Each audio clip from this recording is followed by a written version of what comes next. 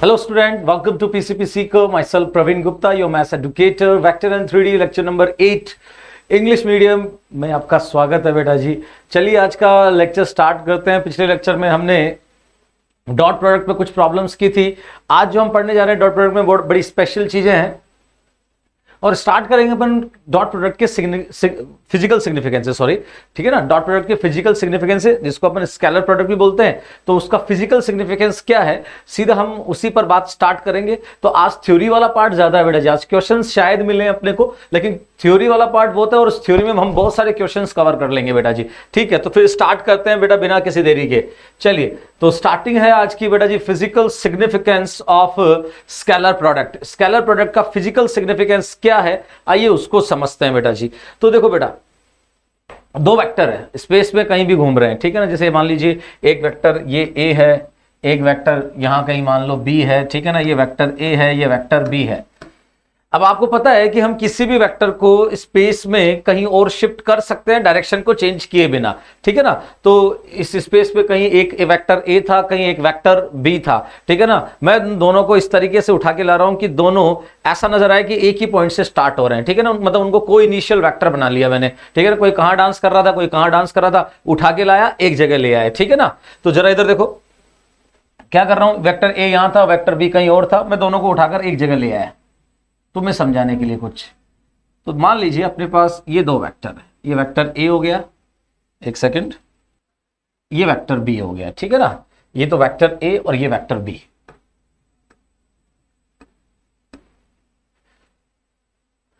मुझे नहीं लगता इसमें कोई इश्यू है कि हम कोई भी दो वेक्टर है उसको कोई इनिशियल बना सकते हैं बेटा जी, उनको एक ही पॉइंट पर लाकर शिफ्ट करके, ठीक है ना, बिना डायरेक्शन को चेंज किए हुए। ये काम मैंने कर लिया है बेटा जी, ठीक है ना। अब मान लीजिए कि इन दोनों वेक्टर के बीच में एंगल कितना है, थीटा है, ठीक है ना। यस, हमें दो वेक्टर के बीच में एंगल फाइंड करना आता है। cos theta equal to a dot B by mod a mod B, ठीक है ना। पिछली क्लासेस में आपको पढ़ा चुका हूं।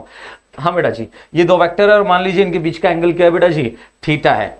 अब अगर मैं यहां से, जैसे मान लो यहां से लाइट गिरा हूं, तो ये अगर मैं ए कह दूं इस पॉइंट को, इसको मैं बी कह दूं और इसको मैं सी कह दूं, तो ये ए बी जो हमें नजर आ रहा है, ठीक है ना, ये ए बी जो हमें नजर आ रहा है वो ऐसा नजर आ रहा है जैसे इस एसी का प्रोजेक्शन है। ऐसा लग रहा है जैसे एसी का प्रोजेक्शन है, किसके डायरेक्शन में, इस ए वेक्टर के डायरेक्शन में, ठीक है ना। ये क्या है, वेक्टर ए। मैं इधर लिख देता हूं इसको, रुको एक सेकेंड।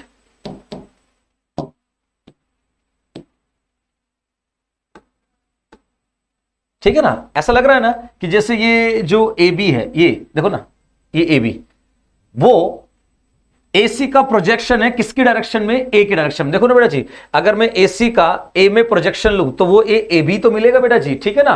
तो इस ए बी को क्या बोलता हूं मैं, इस ए बी को क्या बोलूंगा मैं, प्रोजेक्शन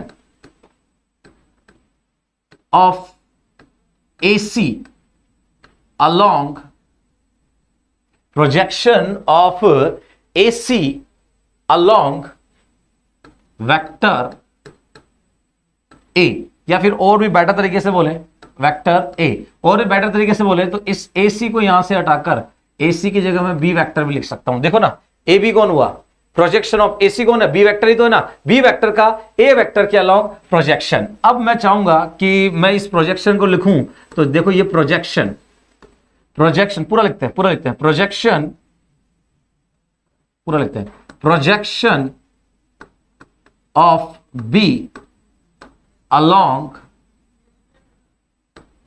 ए, बी का ए के अलोंग प्रोजेक्शन। तो आप गौर करके देखिए बेटा जी, ये वेक्टर बी है तो इस वेक्टर का जो लेंथ हो गया वो मॉड बी हो गया, ये एंगल थीटा हो गया, तो ये जो ए बी हो गया वो हो गया बेटा जी मॉड बी कॉस थीटा। ये क्या हो गया बेटा जी, मॉड बी कॉस थीटा। देखो गौर करके देखो, देखो राइट एंगल ट्राइंगल है, तो अगर ये मॉड बी है, ये एंगल थीटा है, तो ए बी कितना हुआ, मॉड बी कॉस थीटा ही तो हुआ बेटा जी, ठीक है ना। तो प्रोजेक्शन ऑफ बी अलोंग ए किसके इक्वल होता है बेटा जी, मॉड बी कॉस थीटा के। अच्छा थीटा क्या है यहां पर, ये आप सबको क्लियर है, थीटा है angle between vector A and vector B. तो ये बात हुई प्रोजेक्शन लिखने की। अभी इस पर और डिटेल से बात करेंगे अपन, फिलहाल सिर्फ मैंने क्या लिखा है, projection of vector B, projection of vector B along vector A, इस बी का ए के अलोंग प्रोजेक्शन, और वो मैंने किसके इक्वल लिखा, मॉड बी, मतलब जिसका हम प्रोजेक्शन ले रहे हैं उसका मैग्नीट्यूड, किसका प्रोजेक्शन ले रहे हैं अपन, बी का, ठीक है ना, mod B cos theta. Theta कौन होगा? जिसके अलोंग प्रोजेक्शन ले रहे हैं और जिसका प्रोजेक्शन ले रहे हैं, उन दोनों के बीच का एंगल, ठीक है ना। तो यहां पर देखो बेटा जी, projection of B along A क्या आ गया? Mod B cos theta. अब बात आती है physical significance of scalar product. बात कर रहा हूं मैं ए डॉट बी की। ए डॉट बी अगर मैं फिजिकली आपको समझाने की कोशिश करूं कि ये किसको रिप्रेजेंट कर रहा है, तो सुनना बेटा जी, ए डॉट बी किसी और को रिप्रेजेंट नहीं कर रहा। ए डॉट बी रिप्रेजेंट कर रहा है projection of a vector along another vector. देखो ए डॉट बी किसको रिप्रेजेंट करेगा? Projection of a vector along another vector multiply by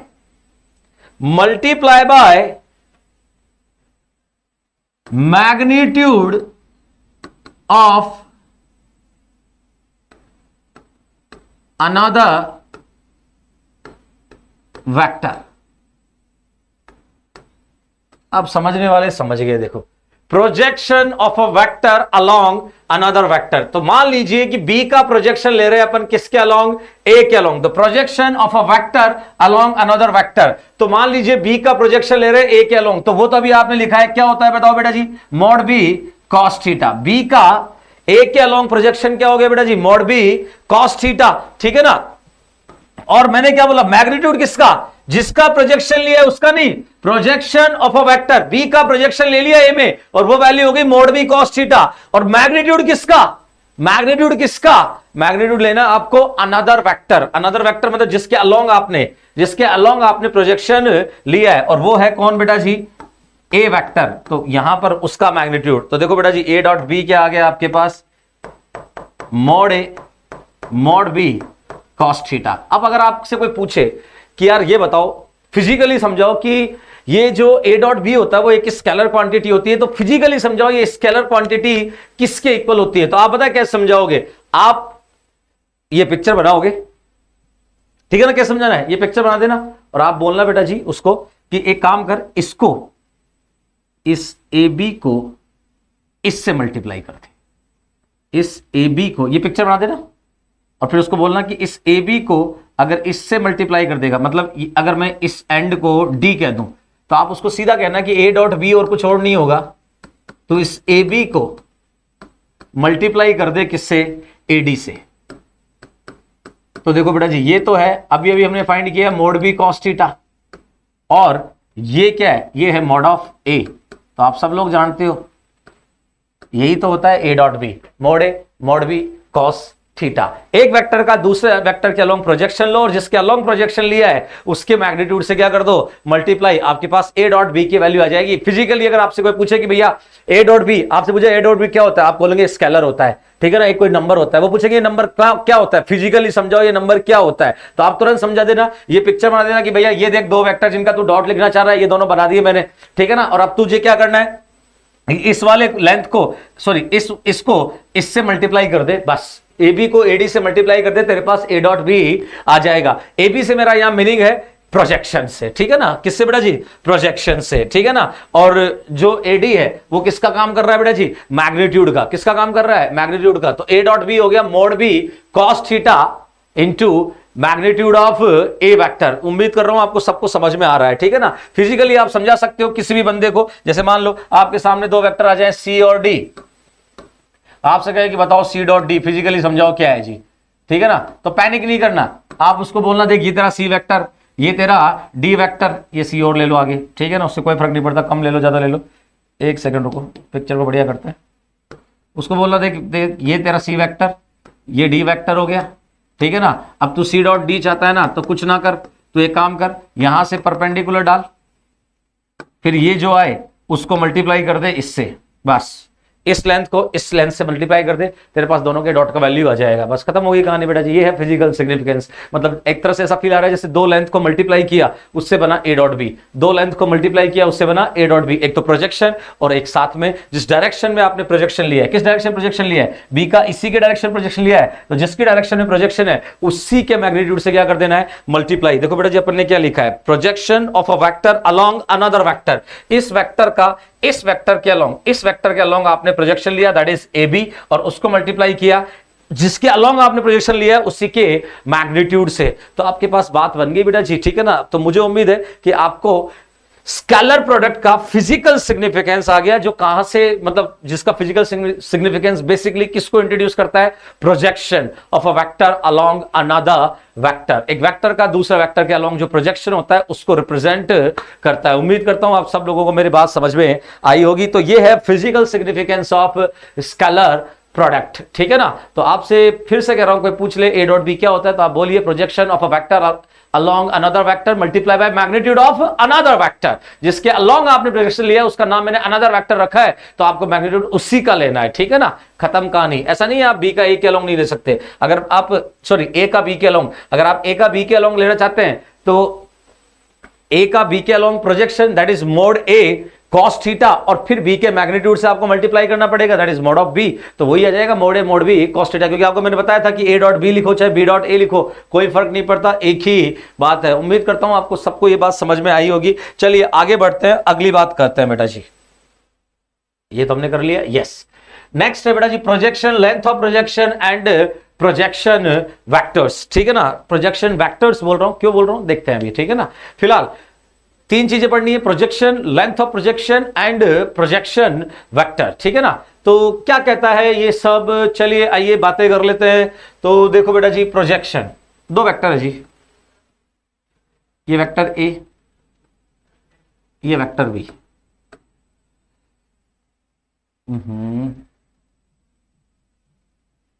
ये वेक्टर ए यहां लिखते हैं बेटा जी ना, फिर कंफ्यूजन हो जाता है बेवजह। ये वेक्टर बी, ठीक है। मैंने दो वेक्टर इधर उधर घूम रहे थे, मैंने उनको बुला लिया एक ही पॉइंट के ऊपर, ठीक है ना, क्योंकि समझने में अच्छा रहता है, ठीक है ना, समझना आसान होता है। वैसे ना बुलाओ तो भी चलेगा, ठीक है ना, लेकिन समझने के लिए अच्छा रहता है कि एक ही पॉइंट पे आ जाए, तो हमें बहुत आराम से ये चीजें समझ में आ जाती है। यस, सबसे पहले बात कर रहा हूं प्रोजेक्शन की। तो प्रोजेक्शन अभी अभी मैंने समझाया, तो यहां मैं लिखता हूं projection of B vector along A vector. B vector का ए वेक्टर के along प्रोजेक्शन चाहिए, तो क्लियर कट बात है वो यही होगा। इसको ए कह दिया, इसको बी और इसको सी, तो बताइए वो ए बी ही होगा ना, ठीक है ना। और वो अभी अभी हमने फाइंड किया है, and that is mod B cos theta. क्या बेटा जी, मोड बी कॉस थीटा। इस एंगल को क्या मान लो थीटा, ये लेंथ मोड बी है, तो ये कितना हो गया मोड बी कॉस थीटा, ठीक है ना। उम्मीद कर रहा हूं ये तो सबको समझ में आ रहा होगा। तो ये हो गया बेटा जी प्रोजेक्शन, क्या हो गया बेटा जी, projection of B vector along A vector, and that is mod B cos theta. क्या बेटा जी, that is mod B cos theta. चलो अच्छी बात है। अब जरा सुनो, इसी को थोड़ा सा और मैनेज करें अपन।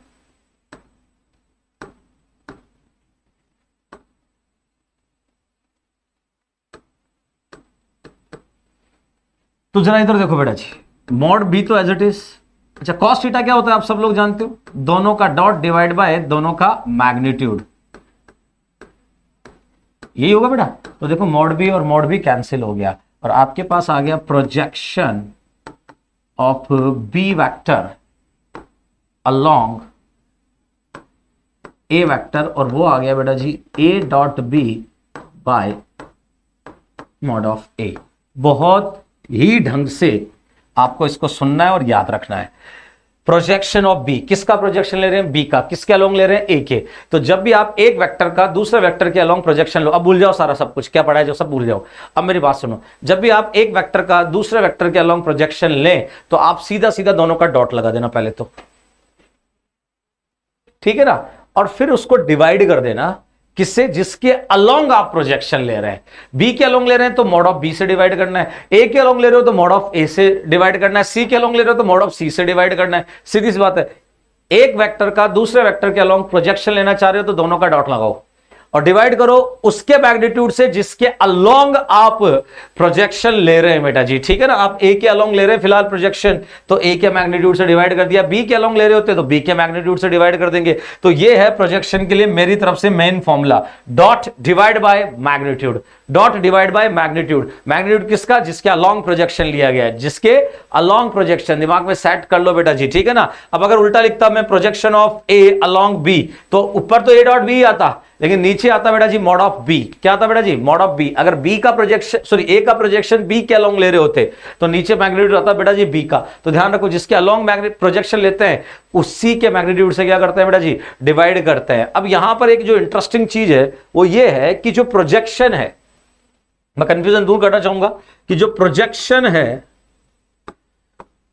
उसका वैल्यू पॉजिटिव भी हो सकता है, नेगेटिव भी हो सकता है और जीरो भी हो सकता है। दिमाग में सेट कर लो, प्रोजेक्शन पॉजिटिव भी हो सकता है, नेगेटिव भी हो सकता है, जीरो भी हो सकता है। देखो ना, ए डॉट बी, मैंने कभी भी प्रोजेक्शन को लेंथ नहीं बोला है, एक बार बोला था तो मैंने सॉरी बोला साथ के साथ, ठीक है ना। तो देखो बेटा जी, ए डॉट बी का वैल्यू आप जानते हो, पॉजिटिव, नेगेटिव, जीरो कुछ भी हो सकता है, आप सब लोग जानते हो बेटा जी, ठीक है ना। और हाँ तो बेटा, तो पॉजिटिव, नेगेटिव और जीरो कुछ भी हो सकता है, ये बात आप दिमाग में सेट कर रख के चलिए प्रोजेक्शन, ठीक है ना। अब यहां पर ये एक और नई चीज इंट्रोड्यूस की अपन ने और उसका नाम है बेटा जी लेंथ ऑफ प्रोजेक्शन, ठीक है ना। तो लेंथ ऑफ प्रोजेक्शन एक्चुअल में इसका मोड ही होता है बेटा जी, ठीक है ना, इसका मोड। क्योंकि देखो लेंथ जो होती है वो कभी भी नेगेटिव नहीं हो सकती, ठीक है ना, वो हमेशा कैसी होगी? पॉजिटिव। तो देखो ये इसका प्रोजेक्शन लिया, ये जो हमने लिया ये वो इसका प्रोजेक्शन है, ठीक है ना। तो वो तो प्रोजेक्शन है, ये जो लिखा है वो तो प्रोजेक्शन, लेकिन अगर हमें इस प्रोजेक्शन की लेंथ लिखनी है तो वो तो पॉजिटिव रहना जरूरी है। तो बस यहां पर आपको क्या करना है, एक छोटी सी चीज इंट्रोड्यूस कर देनी है और वो ये है कि आप क्या कीजिए, अगर आपसे लेंथ ऑफ प्रोजेक्शन पूछे, length of projection of B along A, तो इन दैट केस आपको सिर्फ क्या करना है बेटा जी, आप इस पर मोड लगा देना है, प्रोजेक्शन पे मोड लगा देना, तो आपके पास क्या आ जाएगा? Length of projection. तो याद रखना, प्रोजेक्शन और लेंथ ऑफ प्रोजेक्शन में फर्क होता है। Projection can be positive, can be negative, can be zero, जबकि लेंथ जीरो या सिर्फ पॉजिटिव ही होगी, कभी नेगेटिव नहीं हो सकती। तो ठीक है ना, तो लेंथ का ध्यान रखना, इस प्रोजेक्शन पे क्या लगा देना? मोड, तो आपके पास लेंथ आ जाएगी। अब अगली और जो इंटरेस्टिंग चीज है वो है प्रोजेक्शन वेक्टर। क्या बेटा जी? Projection vector. अब इस चीज को हमें बहुत ढंग से समझना है। तो देखो बेटा जी, इसके लिए मैं एक नया पेज लेता हूं प्रोजेक्शन वेक्टर के लिए।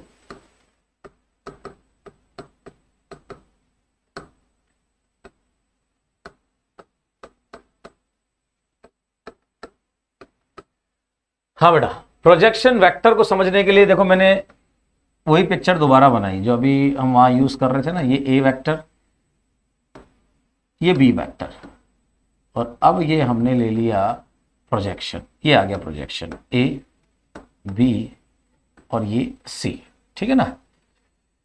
और ये जो दिख रहा है आपको ए बी वेक्टर, ये प्रोजेक्शन था, अभी मैंने वेक्टर फॉर्म शो कर दिया यहाँ पर। तो ये जो आपको ए बी वेक्टर दिख रहा है ना बेटा जी, इसी को अपन क्या बोलते हैं? देखो ये आपका बी वेक्टर और इसी का अपन प्रोजेक्शन ले रहे हैं ए के अलोंग। तो देखो ना बेटा जी, डायरेक्शन इसकी वैसे ही जाएगी, ठीक है ना, जैसे ये जा रहा है वैसे देखो प्रोजेक्शन। समझ गए बात को बेटा जी? ए बी वेक्टर, ये ए बी वेक्टर ही क्या बोला जाएगा बेटा जी? Projection vector of B along A, पूरा लिखे तो जो ए बी वेक्टर है उसको क्या बोलेंगे अपन? Projection vector of B. किसका प्रोजेक्शन वेक्टर? बी का, लेकिन किसके अलोंग? ए के अलोंग। तो लिख दिया है बेटा जी अपन ने। अब वेक्टर कैसे लिखते हैं? अब हमें ये ए बी वेक्टर लिखना है, तो वेक्टर लिखने का तरीका हम सब लोग जानते हैं, कैसे लिखते हैं वेक्टर? कोई वेक्टर लिखना है तो उसका magnitude multiply by unit vector, ठीक है ना। Magnitude, sorry, vector equal to क्या लिखेंगे? Magnitude multiply by unit vector. Magnitude मतलब उसकी लेंथ, उस वेक्टर की लेंथ, ठीक है ना। तो बताइए ए बी वेक्टर की लेंथ, ये ए बी हमने फाइंड किया है नहीं किया बेटा जी? ये ए बी हमने फाइंड किया है नहीं किया? तो एक तो हो जाए ये वाली लेंथ और उसको मल्टीप्लाई करते हैं यूनिट वेक्टर से, तो आ गया ना बेटा जी। अगर आप ए बी वेक्टर लिखना चाहते हो तो यहां पर क्या लिखोगे? Mod of A B vector, मतलब इसका मैग्नीट्यूड, मतलब ए बी वेक्टर की लेंथ, और साथ में ए बी वेक्टर के डायरेक्शन में यूनिट वेक्टर। तो ए बी वेक्टर की डायरेक्शन वही है जो ए की डायरेक्शन है, तो ए की डायरेक्शन का जो यूनिट वेक्टर होगा वही ए बी की डायरेक्शन का यूनिट वेक्टर होगा। तो यहां पर आप चाहो तो सीधा सीधा क्या लिख सकते हो? A cap. क्या लिख सकते हो बेटा जी? A cap. सोचो ना यार, कोई भी वेक्टर लिखना हो तो कैसे लिखते हैं, उसका मैग्नीट्यूड मल्टीप्लाई बाय उसकी डायरेक्शन का यूनिट वेक्टर। अब ए बी की डायरेक्शन का यूनिट वेक्टर वही तो होगा जो ए की डायरेक्शन का यूनिट वेक्टर होगा, क्योंकि ए बी और ए की डायरेक्शन का यूनिट वेक्टर तो सेम है ना बेटा जी, ठीक है ना। तो बस हो गए काम खत्म। तो ए बी वेक्टर बोले तो प्रोजेक्शन वेक्टर हो गया हमारे पास। बोलो बेटा जी mod of A B, mod of A B मतलब इस ए बी वेक्टर की लेंथ, तो वो तो अभी अभी हमने फाइंड की थी, mod of A dot B by mod A, अरे length of projection multiply by A cap. तो ये आपके पास आ गया प्रोजेक्शन वेक्टर, जो कि गलत है बेटा जी, जो कि क्या है बेटा जी, गलत है, ठीक है ना। अब आप कहेंगे सर इसमें क्या गलती है, बिल्कुल सही तो है, projection vector A B vector ही होगा, ये तो कोई दिक्कत ही नहीं है, और ए बी वेक्टर यही होगा, ये भी सही बात है, ठीक है ना। तो फिर गड़बड़ कहाँ हो गई, गड़बड़ हो गई बेटा जी डायरेक्शन को लेकर, ठीक है ना, गड़बड़ हो गई डायरेक्शन को लेकर। अब उसको मैनेज करना है तो यहां पर थोड़ा सा अपने को सोचना पड़ेगा। देखो बेटा of of of of of of colour no man, हाँ थोड़ा सा गड़बड़ हो गया बेटा जी, यहाँ पर थोड़ा सा गड़बड़ हो गया। देखो मैं आपको फील कराता हूं गड़बड़ क्या हो गया। गड़बड़ ये हो गया कि ये सही है, ये सही है, अगर ए और बी के बीच में एंगल एक्यूट रहता है तो ये आपका बिल्कुल सही आंसर है, लेकिन अगर ए और बी के बीच में ऑब्ट्यूस एंगल आ गया तो फिर ये आपका आंसर गलत हो जाएगा बेटा जी, फिर ये गलत हो जाएगा। लॉजिक देता हूं कैसे, देखो पिक्चर बनाते हैं दोबारा से। ये तो ए वेक्टर और मान लो ये हो गया बी वेक्टर, ये ए वेक्टर, ये बी वेक्टर। अब आप सोचिए, अब आप सोचिए अगर मैं इसको, वही ये ए है अपना, ठीक है ना, और ये अपना सी था ही टॉप, ये ए वो सी, और अब सोचो ना इस बी वेक्टर का मैं ए के अलोंग प्रोजेक्शन लेना चाहूं तो वो प्रोजेक्शन तो इधर आएगा बेटा जी, और वो एक्चुअल में ये हो जाएगा, ये हो जाएगा आपका बी, और वो ए कैप की डायरेक्शन में नहीं है, वो तो माइनस ए कैप की डायरेक्शन में, जबकि आपने डायरेक्शन हमेशा के लिए क्या कर दी, ए कैप।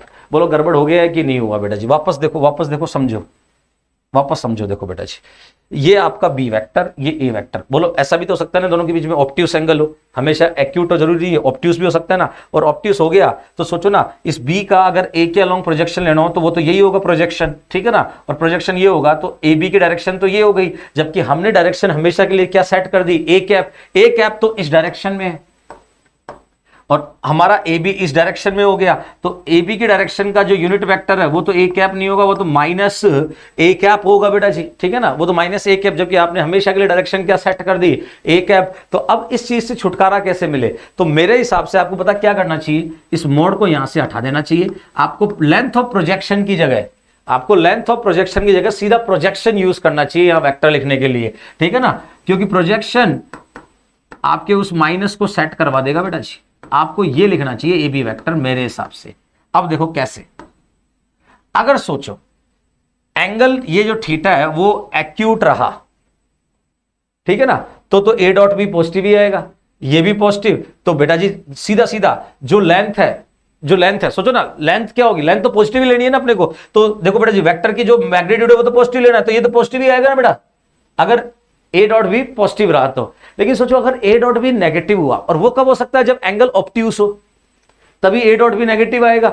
अब अगर ए डॉट बी नेगेटिव आ गया तो टेंशन क्यों लेते हो, इस ए डॉट बी का जो माइनस है वो हम इसको दे देंगे, अब इसका माइनस अगर हमने उसको दे दिया तो डायरेक्शन क्या मिल जाएगी, माइनस ए कैप, जो ए बी की ही डायरेक्शन है, और जैसे ही इसका माइनस उसको दिया तो ये पॉजिटिव हो जाएगा, तो ये मैग्नीट्यूड का काम कर लेगा। मैंने आपको बताया था प्रोजेक्शन और लेंथ ऑफ प्रोजेक्शन में सिर्फ एक मोड का फर्क है, मतलब सिर्फ प्लस माइनस का फर्क आ सकता है और कोई फर्क नहीं आ सकता, और वो जो माइनस आया ना वो हमने इसको दे दिया, तो वो माइनस ए कैप अपने आप डायरेक्शन को सेट कर गया और ये हो गया पॉजिटिव। तो मैं तो ये कहता हूं कि जल्दीबाजी में ये गड़बड़ नहीं करनी है, आपको ये देना है प्रोजेक्शन वेक्टर। तो जो ए बी वेक्टर आपको लिखना है वो क्या लिखोगे, projection multiply by A cap, ठीक है ना, projection multiply by A cap. अब आप चाहो तो इसको और इंटरेस्टिंग फॉर्म में लिख सकते हो, मुझे लगता है आपको ये मुद्दा तो समझ में आ गया होगा। अब आपने जो प्रोजेक्शन वेक्टर लिखा वो लिखा बेटा जी A dot B by mod A, और यहां पर लिख दिया ए कैप। अब आप चाहो तो इस ए कैप को लिख सकते हो, देखो A dot B mod A vector, और इसको देखो ए कैप को आप सब लोग जानते हो, सॉरी ये डॉट क्यों लगा दिया मैंने, नहीं यहां आ जाएगा ए वेक्टर बाय मैग्नीट्यूड ऑफ ए। आप सब लोग जानते हो यूनिट वेक्टर को कैसे लिखते हैं, vector multiply by its magnitude. तो देखिए फाइनली अब आप प्रोजेक्शन वेक्टर को ऐसा भी लिख सकते हैं, कैसा लिख सकते हैं, A dot B by mod of A square multiply by A vector. आप इस तरीके से भी लिख सकते हैं। उम्मीद करता हूं आप सबको मेरी बात समझ में आ रही होगी बेटा जी, ठीक है ना। तो ये हो गया प्रोजेक्शन वेक्टर। क्या हो गया बेटा जी, प्रोजेक्शन वेक्टर, ठीक है ना। तो कुछ नहीं, इसका प्रोजेक्शन लिया तो ये बन गया प्रोजेक्शन वेक्टर। अब वेक्टर लिखने के लिए क्या चाहिए, मैग्नीट्यूड चाहिए और साथ में डायरेक्शन चाहिए। हमने मैग्नीट्यूड लिख दिया, डायरेक्शन लिख दी, लेकिन छोटी सी गड़बड़ हो गई, डायरेक्शन को लेकर प्लस माइनस का चक्कर पड़ गया। उसको एडजस्ट करने के लिए हमने ये मोड उठाकर सीधा प्रोजेक्शन यूज किया, क्योंकि प्रोजेक्शन ऑटोमेटिकली प्लस और माइनस को एडजस्ट कर लेगा बेटा जी, ठीक है ना। ए डॉट भी पॉजिटिव आया तब तो कोई मुद्दा है नहीं, तब तो यही सीन होगा, जो आ गया वो फाइनल है। लेकिन अगर ए डॉट भी नेगेटिव आता है मतलब एंगल ऑब्ट्यूज वाला रहा होगा, और उस केस में जो नेगेटिव आएगा वो उसको दे देंगे, तो वो माइनस ए कैप डायरेक्शन ले लेगा और बचा हुआ जो मैटर है पॉजिटिव वाला मैटर वो मैग्नीट्यूड का काम कर लेगा। तो मुझे उम्मीद है आपको मेरी बात समझ में आई होगी, ठीक है ना। ये हो गया इस बी वेक्टर का ए बी के अलोंग प्रोजेक्शन। अब यहीं पर एक और केस जनरेट हो सकता है, और वो जनरेट हो सकता है कि इस बी वेक्टर का ए बी के इस बी वेक्टर का ए के अलोंग प्रोजेक्शन तो हमने पढ़ लिया, लेकिन बी का ए के परपेंडिकुलर प्रोजेक्शन भी तो पॉसिबल है ना, ये वाला। तो इसके बारे में बात करते हैं बेटा जी। तो चलिए आइए बात करते हैं projection of a vector perpendicular to another vector. Projection of a vector perpendicular to another vector. तो जरा इधर देखो बेटा जी, ये कोई वेक्टर ए, ये कोई वेक्टर बी बेटा जी, ठीक है ना। इसको मैंने ए लिख दिया, यहां से परपेंडिकुलर डाल दिया, ये बी हो गया और ये हो गया एंड सी, ठीक है ना। तो देखो बेटा जी, सबसे पहले तो बात करते हैं प्रोजेक्शन की, ठीक है ना। Projection of B vector, projection of B vector along नहीं, परपेंडिकुलर टू ए वेक्टर। तो आप सबको दिख रहा है वो कोई और नहीं, देखो बी वेक्टर का ए के परपेंडिकुलर प्रोजेक्शन। तो ये तो था हॉरिजॉन्टल प्रोजेक्शन, और ये वाला हो जाएगा आपका परपेंडिकुलर प्रोजेक्शन, ठीक है ना। तो ये एंगल अगर थीटा है, ये मोड बी है, तो आप खुद ही बताइए ये हॉरिजॉन्टल प्रोजेक्शन तो क्या है था, मोड बी कॉस थीटा। तो ये परपेंडिकुलर प्रोजेक्शन क्या आ जाएगा बेटा जी, मोड बी साइन थीटा। तो मुझे उम्मीद है आपको समझ में आ गया होगा, ठीक है ना। तो ये हो गया mod B sine theta, no issue बेटा जी, ठीक है ना। तो ये आ गया बेटा जी projection of B vector perpendicular to A vector. अगर अलोंग ए वेक्टर होता तो मोड बी कॉस थीटा होता, और परपेंडिकुलर टू ए वेक्टर मांगा तो क्या हो गया, मोड बी साइन थीटा। तो थीटा फिर से वही है बेटा जी, टेंशन नहीं लेना, थीटा है ए और बी के बीच का एंगल, ठीक है ना। अब देखो बेटा जी, यहां पर देखो, ये मजेदार चीज है, यहां पर जो परपेंडिकुलर प्रोजेक्शन है वो कभी भी नेगेटिव नहीं आ सकता, वो हमेशा पॉजिटिव या जीरो ही होगा, ठीक है ना। क्यों होगा, क्योंकि बेटा जी जो थीटा का वैल्यू है वो 0 to 180 होता है, और उसमें साइन हमेशा पॉजिटिव, मोड भी पॉजिटिव। तो ये ऑलवेज कैसा होगा बेटा जी, पॉजिटिव। ये बात दिमाग में सेट रखो, परपेंडिकुलर प्रोजेक्शन कभी भी नेगेटिव नहीं आएगा, ऑलवेज कैसा आएगा, पॉजिटिव आएगा बेटा जी, ठीक है ना। तो ये हो गया मोड बी साइन थीटा। उम्मीद करता हूं आप सबको मेरी बात समझ में आई होगी, ठीक है ना। तो प्रोजेक्शन लिखना आ गया, परपेंडिकुलर प्रोजेक्शन लिखना, ठीक है ना। अब सोचिए परपेंडिकुलर प्रोजेक्शन वेक्टर लिखना हो, ठीक है ना। तो यहां पर अगर मैं लिखूं प्रोजेक्शन वेक्टर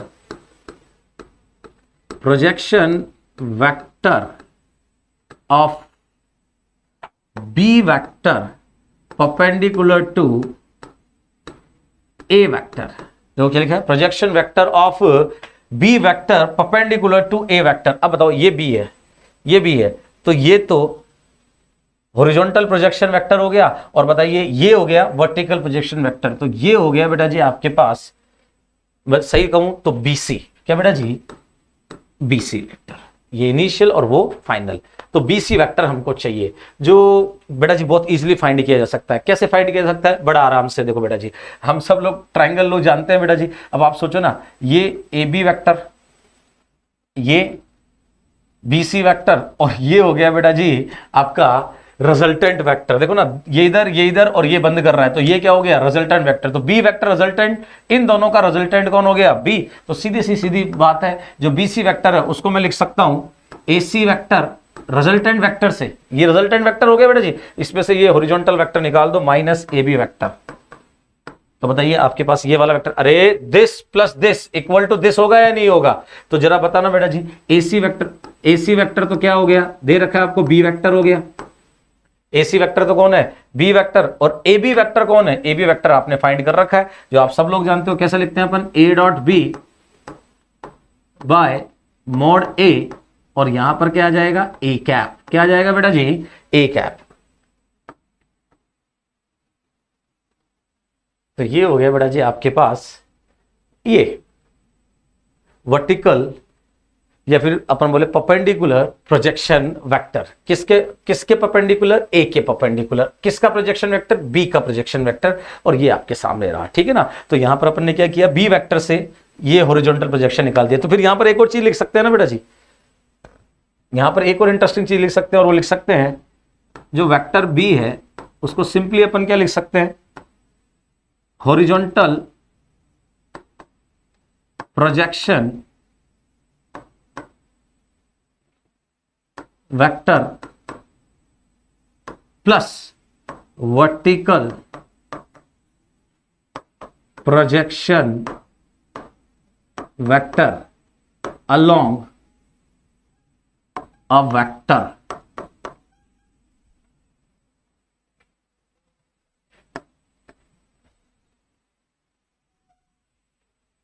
तो समझ में आया क्या किया? देखो मैं मान लो कोई वेक्टर है, रास्ते चलता कोई वेक्टर है, सी वेक्टर मान लीजिए, ठीक है ना। और इसको लिखना है तो आप कोई भी एक रेफरेंस वेक्टर उठा लाइए, कोई सा भी वेक्टर उठा लाइए, मान लीजिए डी वेक्टर उठा लाए आप।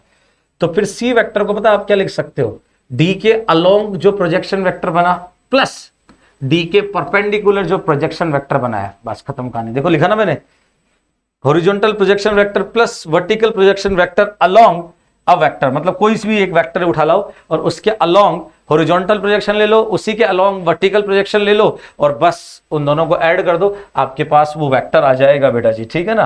तो चलो अच्छी बात है, उम्मीद करता हूं आप सबको मेरी बात समझ में आई होगी। तो देखो बेटा जी यहां पर एक और इंटरेस्टिंग चीज है जो आपको समझनी चाहिए कि अगर आपको हॉरिजॉन्टल या वर्टिकल प्रोजेक्शन ही निकालना है, सिर्फ क्या निकालना है, हॉरिजॉन्टल या वर्टिकल प्रोजेक्शन निकालना है, तो simply mod B cos theta और मोड बी साइन थीटा हो जाएगा, ठीक है ना। Horizontal projection mod B cos theta, vertical projection mod B sine theta. अच्छा थीटा फाइंड करना एकदम आसान है, दोनों वेक्टर दे रखे हैं तो A dot B by mod A mod B side में जाके आप फाइंड कर सकते हो। तो वहां से थीटा आ गया तो साइन थीटा भी आ जाएगा, कॉस थीटा भी आ जाएगा, मैग्नीट्यूड भी आ जाएगा। तो बड़े आराम से आप हॉरिजॉन्टल और वर्टिकल प्रोजेक्शन निकाल सकते हैं, कोई दिक्कत वाली बात नहीं है। बाकी मैंने सब कुछ आपको समझा दिया है, उम्मीद करता हूं कि आपको ये सारी बातें बड़े अच्छे से समझ आई होगी बेटा जी, ठीक है ना। तो ये एक्चुअल में जो मैं कोशिश कर रहा हूं काफी देर से, जब से ये लेक्चर शुरू हुआ है तब से कोशिश ये कर रहा हूं कि आपको मैं डॉट प्रोडक्ट का सिग्निफिकेंस समझा सकूं। डॉट प्रोडक्ट का पूरा सिग्निफिकेंस प्रोजेक्शन के आसपास घूमता है बेटा जी, ठीक है ना। अब आपको मैंने प्रोजेक्शन लिखना सिखा दिया, प्रोजेक्शन लेंथ ऑफ प्रोजेक्शन और प्रोजेक्शन में डिफरेंस भी समझा दिया है, ठीक है ना। उसके अलावा मैंने प्रोजेक्शन वेक्टर इवन सिर्फ हॉरिजॉन्टल नहीं वर्टिकल प्रोजेक्शन वेक्टर में लिखना सिखा दिया, मतलब किसी के अलोंग ही नहीं, उसके वर्टिकल मतलब उसके परपेंडिकुलर भी आपको प्रोजेक्शन वेक्टर लिखना सिखा दिया है। उम्मीद करता हूं आपको बहुत ढंग से समझ में आया होगा बेटा जी ये सारी बातें, ठीक है ना। अब अगर ये आपको ये सारी बातें समझ में आ गई तो मैं चाहता हूं कि डॉट के कुछ और एप्लीकेशंस हैं जिन पर हम बात कर लेते हैं बेटा जी, ठीक है ना। तो चलिए आगे बढ़ते हैं। तो जो अगला एप्लीकेशन है यहां पर डॉट प्रोडक्ट का वो है distance between two parallel lines, ठीक है ना। पैरेलल लाइंस, दो पैरेलल लाइंस के बीच का अगर हमें डिस्टेंस फाइंड करना हो, अरे दो पैरेलल वेक्टर के बीच का क्या डिस्टेंस होगा, कुछ भी है, जीरो, कुछ भी बोल सकते हो आप, ठीक है ना। उनके बीच में बोलने का कोई सेंस नहीं, क्योंकि वेक्टर को कहीं भी शिफ्ट कर सकते हैं, लाइन को थोड़ी शिफ्ट कर सकते हैं, वेक्टर को शिफ्ट कर सकते हैं, लाइन को शिफ्ट नहीं कर सकते, दिमाग में सेट रखो, ठीक है। Distance between two parallel lines, दो पैरेलल लाइन के बीच का डिस्टेंस फाइंड करना है। तो जो अभी अपन ने स्टडी किया है उसकी हेल्प से हम ये काम कर सकते हैं बेटा जी, जरा समझिएगा। मान लीजिए हमारे पास दो लाइन्स है, एक लाइन ये हो गई और एक लाइन इसके पैरेलल ये हो गई। तो इस लाइन को तो इक्वेशन लिख दिया मैंने, r equal to A plus lambda B vector, और इस लाइन का इक्वेशन लिख दिया r equal to C plus mu B vector. अब आप कहेंगे सर ये बी वेक्टर वापस क्यों ले लिया? अरे बेटा जी अगर ये दोनों लाइन पैरेलल है तो ये एक ही वेक्टर के क्या होंगी, पैरेलल। तो अगर ये बी वेक्टर के पैरेलल है तो ये भी तो बी वेक्टर की पैरेलल होगी। तो ये पैरेलल लाइन पहचानने का तरीका, ठीक है ना। अगर ये पोर्शन एक दूसरे के अगर पैरेलल है या प्रोपोर्शनेट है, मतलब एक दूसरे के, तो आप समझ जाइए कि दोनों लाइंस पैरेलल है। तो ये दोनों लाइंस पैरेलल है, मुझे इन दोनों के बीच का डिस्टेंस फाइंड करना है, इन दोनों लाइंस के बीच का डिस्टेंस फाइंड करना है, ठीक है ना। अच्छा याद करो 11th क्लास में कोऑर्डिनेट में भी हम फाइंड करते थे C1 - C2 bye √a² + b², दो पैरेलल लाइंस के बीच का डिस्टेंस, ठीक है ना। चलो वो वहां पर किया है, अभी यहां पर कैसे करेंगे वो समझो, उसको सीखो, ठीक है ना। तो बड़ा आसान है, सोचो ये लाइन है, पॉइंट ए से पास कर रहा है और वेक्टर बी के पैरेलल है, ठीक है जी। पॉइंट ए से पास कर रहा है, ये मान लो आपका पॉइंट ए। ये वाला लाइन पॉइंट सी से पास कर रहा है, तो मान लो ये हो गया आपका पॉइंट सी, ठीक है। और ये दोनों वेक्टर एक वेक्टर बी के क्या है बेटा जी, पैरेलल है, ठीक है। अच्छी बात है, होना भी चाहिए, कहां दिक्कत है, बहुत बढ़िया, ठीक है। मुझे उम्मीद है इतनी बात तो सबको समझ में आ रही होगी। तो बेटा जी सोचो ना, कहानी ही खत्म हो गई। कैसे? अगर मैं इन दोनों को ज्वाइन कर दूं, इस तरीके से तो नहीं, तरीके से ज्वाइन करना है। उफ बैड मैन, ये देखो, अगर मैं इन दोनों को ज्वाइन करूं तो यहां पर एक वेक्टर जनरेट हो जाएगा। वेक्टर रखेंगे अपन a - c, final minus initial, दो पॉइंट को ज्वाइन करके एक वेक्टर बनाया जा सकता है जो आपको नजर आ रहा होगा। अब आप सोचिए ना यार, अब सोचिए, ये वेक्टर भी है, इसको उठा के मैं यहां भी लाके रख सकता हूं। अरे यहां दिख रहा है, आप इसको उठाकर यहां ला सकते हैं बिना डायरेक्शन को चेंज किए। तो मान लो ये आपका वेक्टर बी यहां पर आकर मैंने रख दिया, टेंशन ना लो, है ना, वो कहीं भी रख सकते हो, आप यहां भी रख सकते हो।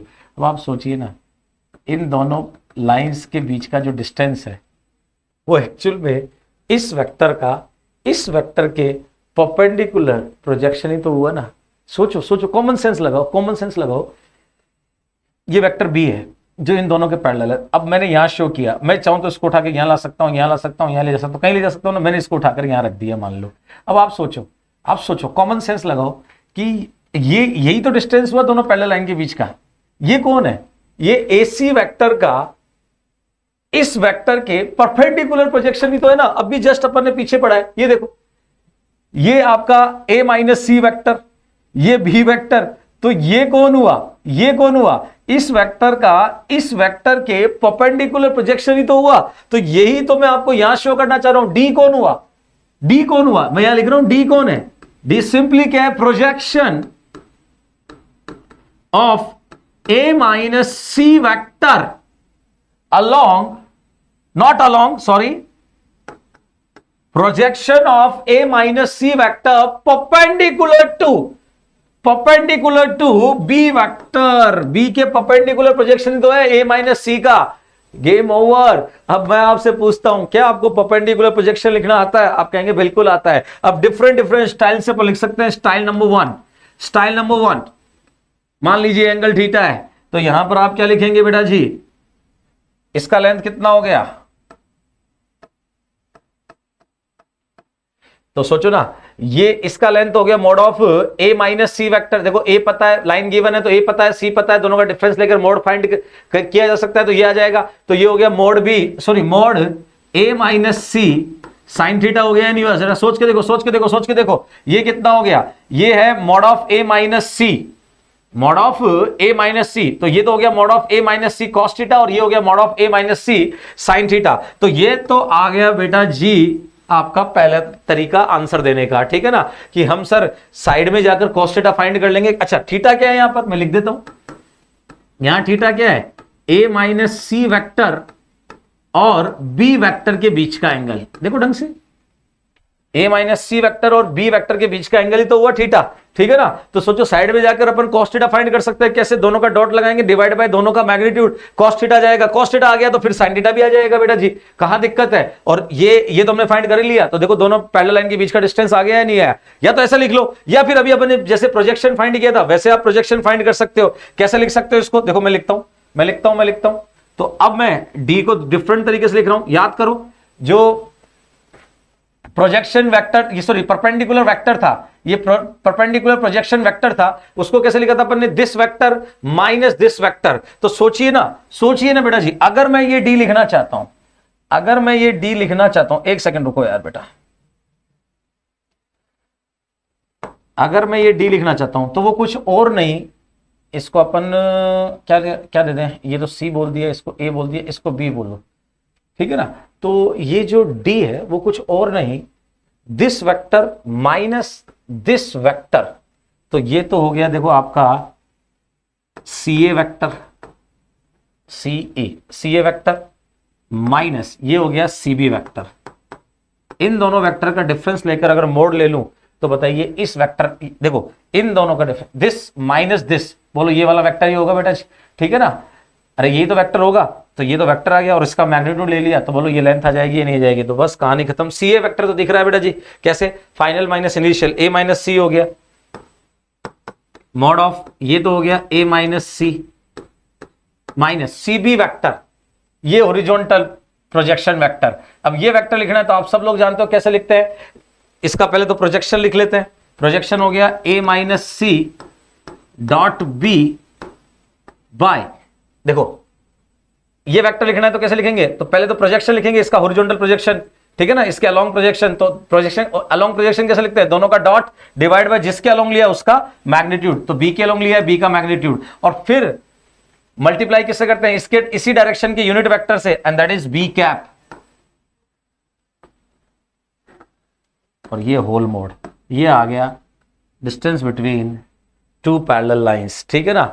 आपने ये वेक्टर ही निकाल लिया और ये वेक्टर निकाल के उसका क्या ले लिया, मॉड, सी ए माइनस सी बी, सी ए माइनस सी बी, बोलो यही वेक्टर होगा क्या, ठीक है ना। और फिर उसका क्या ले डाला अपन ने, मॉड, क्या ले डाला बेटा जी, मॉड। तो आपके पास दो पैरेलल लाइन के बीच के डिस्टेंस लिखने के दो तरीके आ गए, ठीक है ना। एक तरीका ये हो गया और एक तरीका ये हो गया, और उम्मीद करता हूं आप सब लोगों को मेरी बात ढंग से समझ आई होगी बेटा जी, ठीक है ना। तो ये हो गया distance between two parallel lines, distance between two parallel lines, ठीक है। चलो आगे बढ़ते हैं, आगे बढ़ते हैं, नेक्स्ट,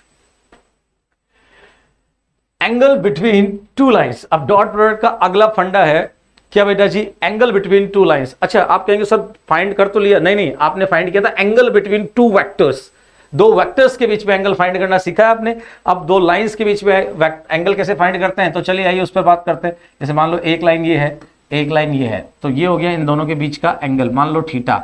इस लाइन की इक्वेशन मान लीजिए R equal to A plus lambda B, और ये लाइन मान लीजिए R equal to C plus mu D. मुझे इन दोनों लाइंस के बीच में एंगल फाइंड करना है, ये थीटा। तो मैं क्या कहता हूं कि ये जो लाइन है वो वेक्टर बी के पैरेलल है, और ये जो लाइन है वो वेक्टर डी के पैरेलल है, ठीक है ना।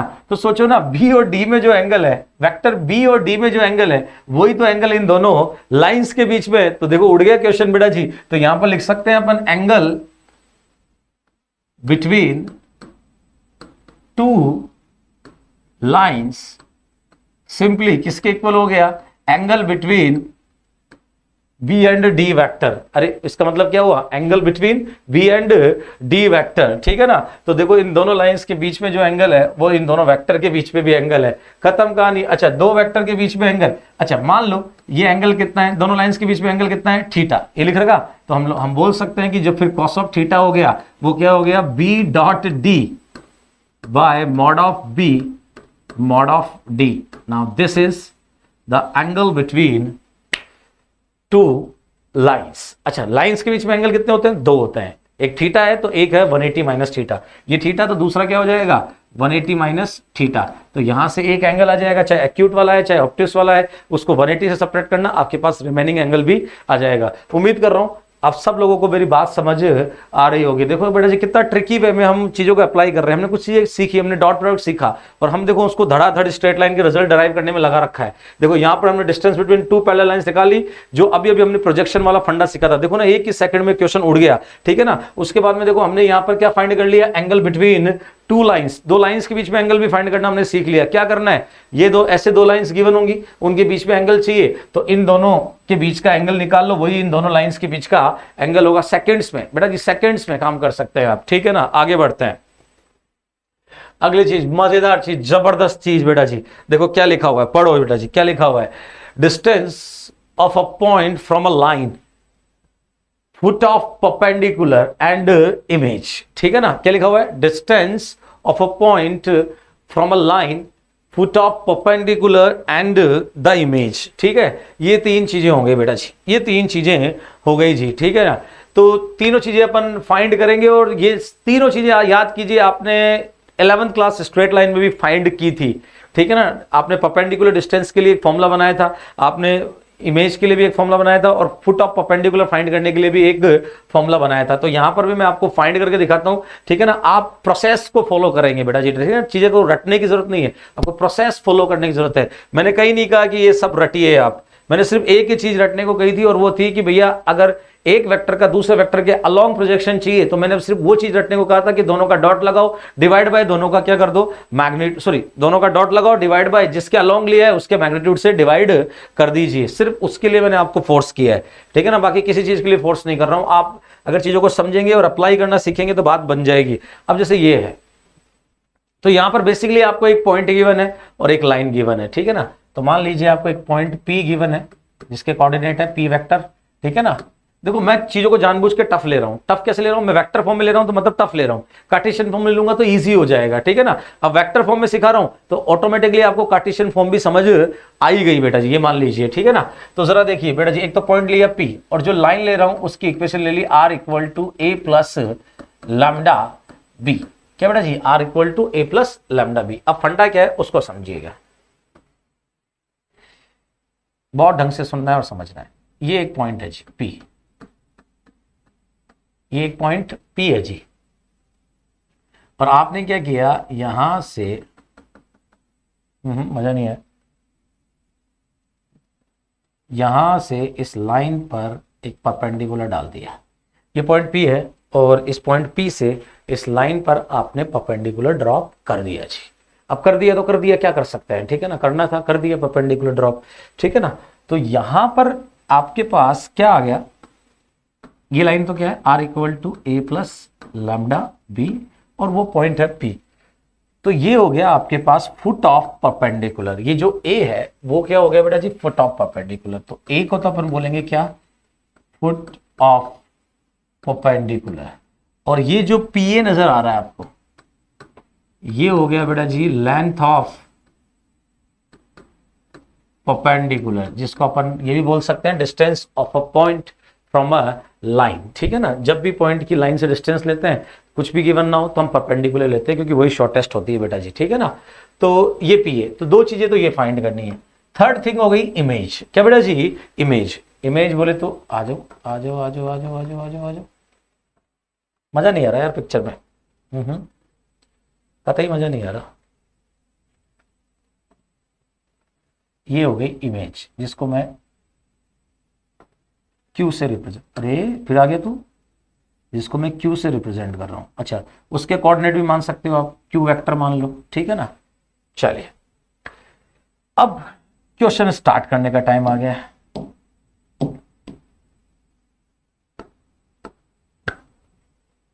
मैं क्या कहता हूं, अगर हम फुट ऑफ परपेंडिकुलर फाइंड कर ले, मतलब ये A फाइंड कर ले, तो फिर सब चीजें आ जाएंगी बेटा जी। कैसे आ जाएंगी सोचिए, अगर A आ गया तो मतलब ये तो आ ही गया, ठीक है ना। और अगर A आ गया तो डिस्टेंस फॉर्मूला तो हमने सीखा ही है बेटा जी पिछली क्लासेस में, ठीक है ना। डिस्टेंस फॉर्मूला तो हमने पिछली क्लासेस में सीखा ही है बेटा जी। अरे क्या बात है, हाँ। अगर A आ गया तो फुट ऑफ परपेंडिकुलर तो आ ही गया, और अगर A आ गया तो P और A के बीच में हम डिस्टेंस फाइंड करना जानते हैं, दो पॉइंट के बीच में डिस्टेंस फाइंड करना हम जानते हैं, ठीक है ना। तो फिर ये PA भी आ जाएगा जो हमको फाइंड करनी है, मतलब ये आ जाएगा। फिर बच्चा इमेज, तो सोचो ना, अगर P आ गया A आ गया, रेशियो पता ही है 1:1, A इन दोनों को 1:1 में डिवाइड कर रहा है, तो फिर Q भी आ जाएगा बेटा जी। तो लड़ाई सिर्फ एक ही है, अगर A आ जाए तो मजा आ जाए। तो मैं कहता हूं A आ जाएगा। कैसे आ जाएगा, देखो A एक पॉइंट है इस लाइन पर, देखो A इस लाइन पर एक पॉइंट है, और लाइन पे अगर पॉइंट मानना है तो मैंने सिखाया था क्या मानना, A प्लस लैम्डा B। याद करो पहले दूसरी क्लास। अगर लाइन गिवन है R equal to A plus lambda B, और इस पर पॉइंट मानना है तो क्या सिखाया था मैंने, पॉइंट क्या मानना है, A प्लस लैम्डा B। यही तो बोला था बेटा जी, ठीक है ना। तो हमने बोल दिया कि A के कोऑर्डिनेट क्या है, A प्लस लैम्डा B। अच्छी बात, बहुत ही अच्छी बात, चलो अच्छी बात है। A हमने A प्लस लैम्डा B मान लिया। अब सोचो, इसको गौर करके देखो, A गिवन है, B गिवन है, लेकिन लैम्बडा पता नहीं है। अब आप कहेंगे सर लैम्बडा तो पैरामीटर है। हाँ लैम्बडा पैरामीटर है लाइन के रेस्पेक्ट में, लेकिन अगर मैं ए के रेस्पेक्ट में बात करूं, इस पॉइंट की बात करूं, तो इस पॉइंट के लिए तो लैम्बडा फिक्स होगा ना बेटा जी। तो ये फिक्स वैल्यू लैम्बडा मिल जाए तो ये पॉइंट आ जाए बेटा जी। अब इस पॉइंट को आने में सिर्फ किसकी कमी है, लैम्बडा की। ये लैम्बडा आ जाए तो मजा आ जाए। तो मैं कहता हूं लैम्बडा तो आ गया। कैसे आ गया वो सुनो। ये लाइन है R equal to A plus lambda B, और इस लाइन के पैरेलल मुझे एक वेक्टर पता है, नाम है बी वेक्टर। तो फिर बेटा जी आप मानिए ना मानिए, आपको मानना पड़ेगा कि ये जो एपी वेक्टर है, ये जो एपी वेक्टर है, ये एपी वेक्टर वो इस बी वेक्टर के परपेंडिकुलर रहेगा, और वो भी कभी कभी नहीं, ऑलवेज।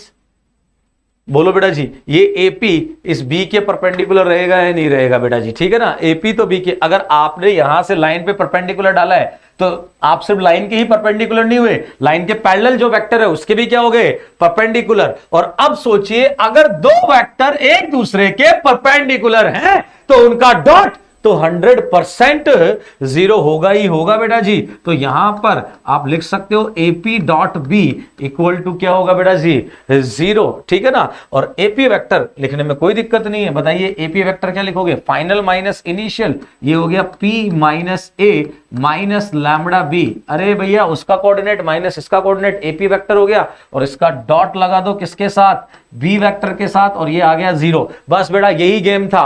अगर आपको इतना सा गेम याद है ना तो आपको कुछ भी रटने की जरूरत नहीं है इस हेडिंग में, ठीक है ना। आप सिर्फ ये लैम्बडा फाइंड करना सीख जाए ना तो फिर बेटा जी आपके पास ये ए आ जाएगा, और ए आ गया तो फुट ऑफ परपेंडिकुलर तो आ ही गया, फिर आपके पास पी ए भी आ जाएगा, आपके पास इमेज भी आ जाएगी, सारा कहानी खत्म हो जाएगा। तो तरीका सीखो, रटो मत, कोई फॉर्मूला नहीं रटना, अपने को तरीका सीखना है, प्रोसेस सीखना है कि हो क्या रहा है, बस खत्म कहानी। अब देखो मैं किस स्टाइल से डॉट लगा रहा हूं। अब आप जानते हो डॉट डिस्ट्रीब्यूटिव प्रॉपर्टी फॉलो करता है, तो मैं क्या कर रहा हूं, इन दोनों को तो एक साथ डॉट लगा रहा हूं। तो यहां पर तो आ गया p minus A dot B vector minus, अब इसके साथ डॉट लगाऊं तो लैम्बडा तो स्केलर, इसको तो अलग कर लिया, और b डॉट बी हो गया मॉड ऑफ बी स्क्वायर बराबर से जीरो। तो सोचो ना लैम्बडा का वैल्यू आ गया बेटा जी, कैसे आ गया, ये आ गया p minus A dot B, देखो क्या आ गया, p minus A dot B by mod of B square.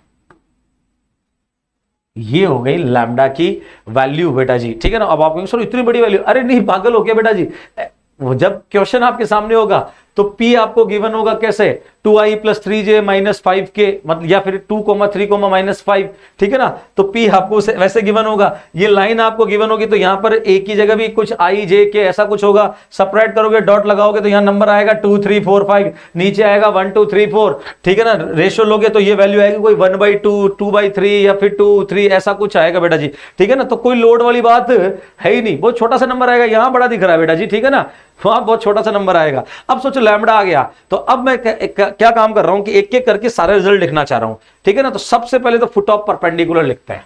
तो यहां पर सबसे पहले मैं लिखता हूं फुट ऑफ परपेंडिकुलर, और वो कौन है, अपना पॉइंट ए, जिसको अपन ने क्या माना था, ए प्लस लैम्बडा बी।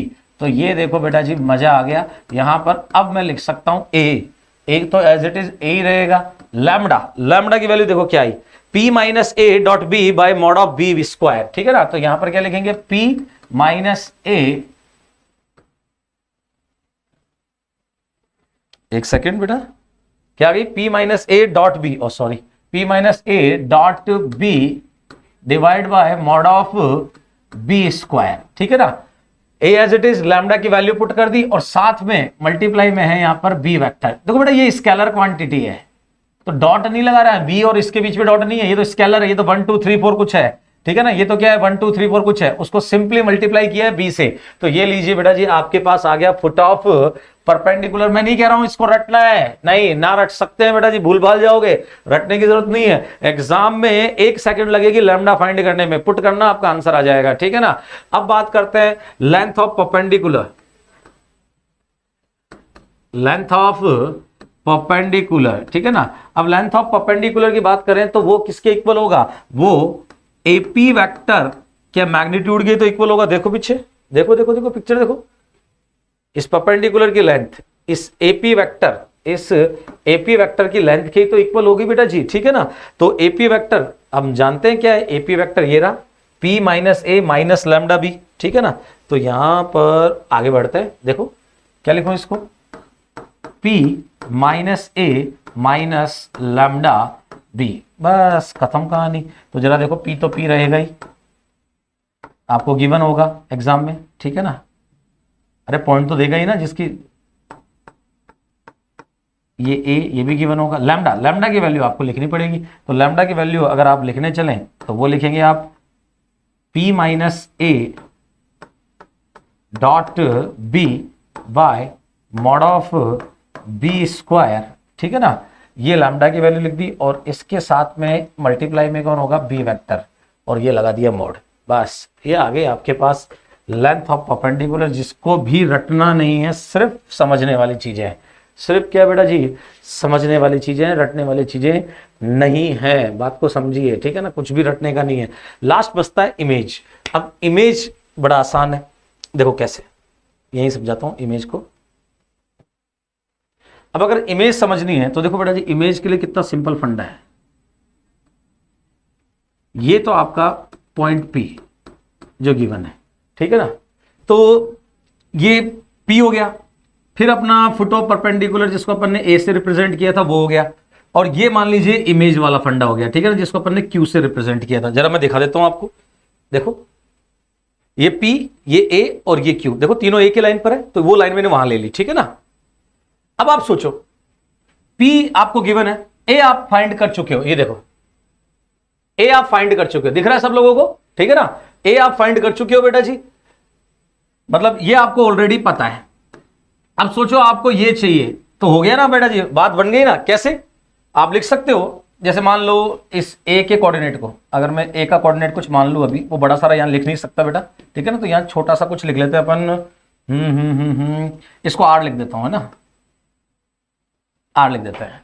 इसके कोऑर्डिनेट को Q मान ही रखा है अपन ने। तो सोचो ना, R बराबर से क्या हो गया, R बराबर से P प्लस Q बाई 2 हो गया ना। अरे मिड पॉइंट तो है ना, ये दोनों बराबर है, ठीक है ना। तो अब जरा सोचो, Q चाहिए अपने को, तो Q बराबर से कितना आ गया, 2R, या फुट ऑफ परपेंडिकुलर ना, R की जगह बेटा F लिख ले, वरना R में तो तुम कंफ्यूज होगे। एक काम कर लो, इसको F लिख लेते हैं।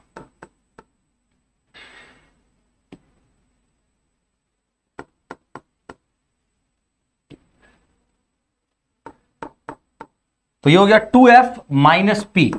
अब आप सोचो, F आपको पता है, फुट ऑफ परपेंडिकुलर के कोऑर्डिनेट आपको पता है, देखो कितना है, ये रहा फुट ऑफ परपेंडिकुलर कोऑर्डिनेट। तो यहां से इसको उठाकर वहां रख देंगे अपन, ठीक है ना, यहां पर।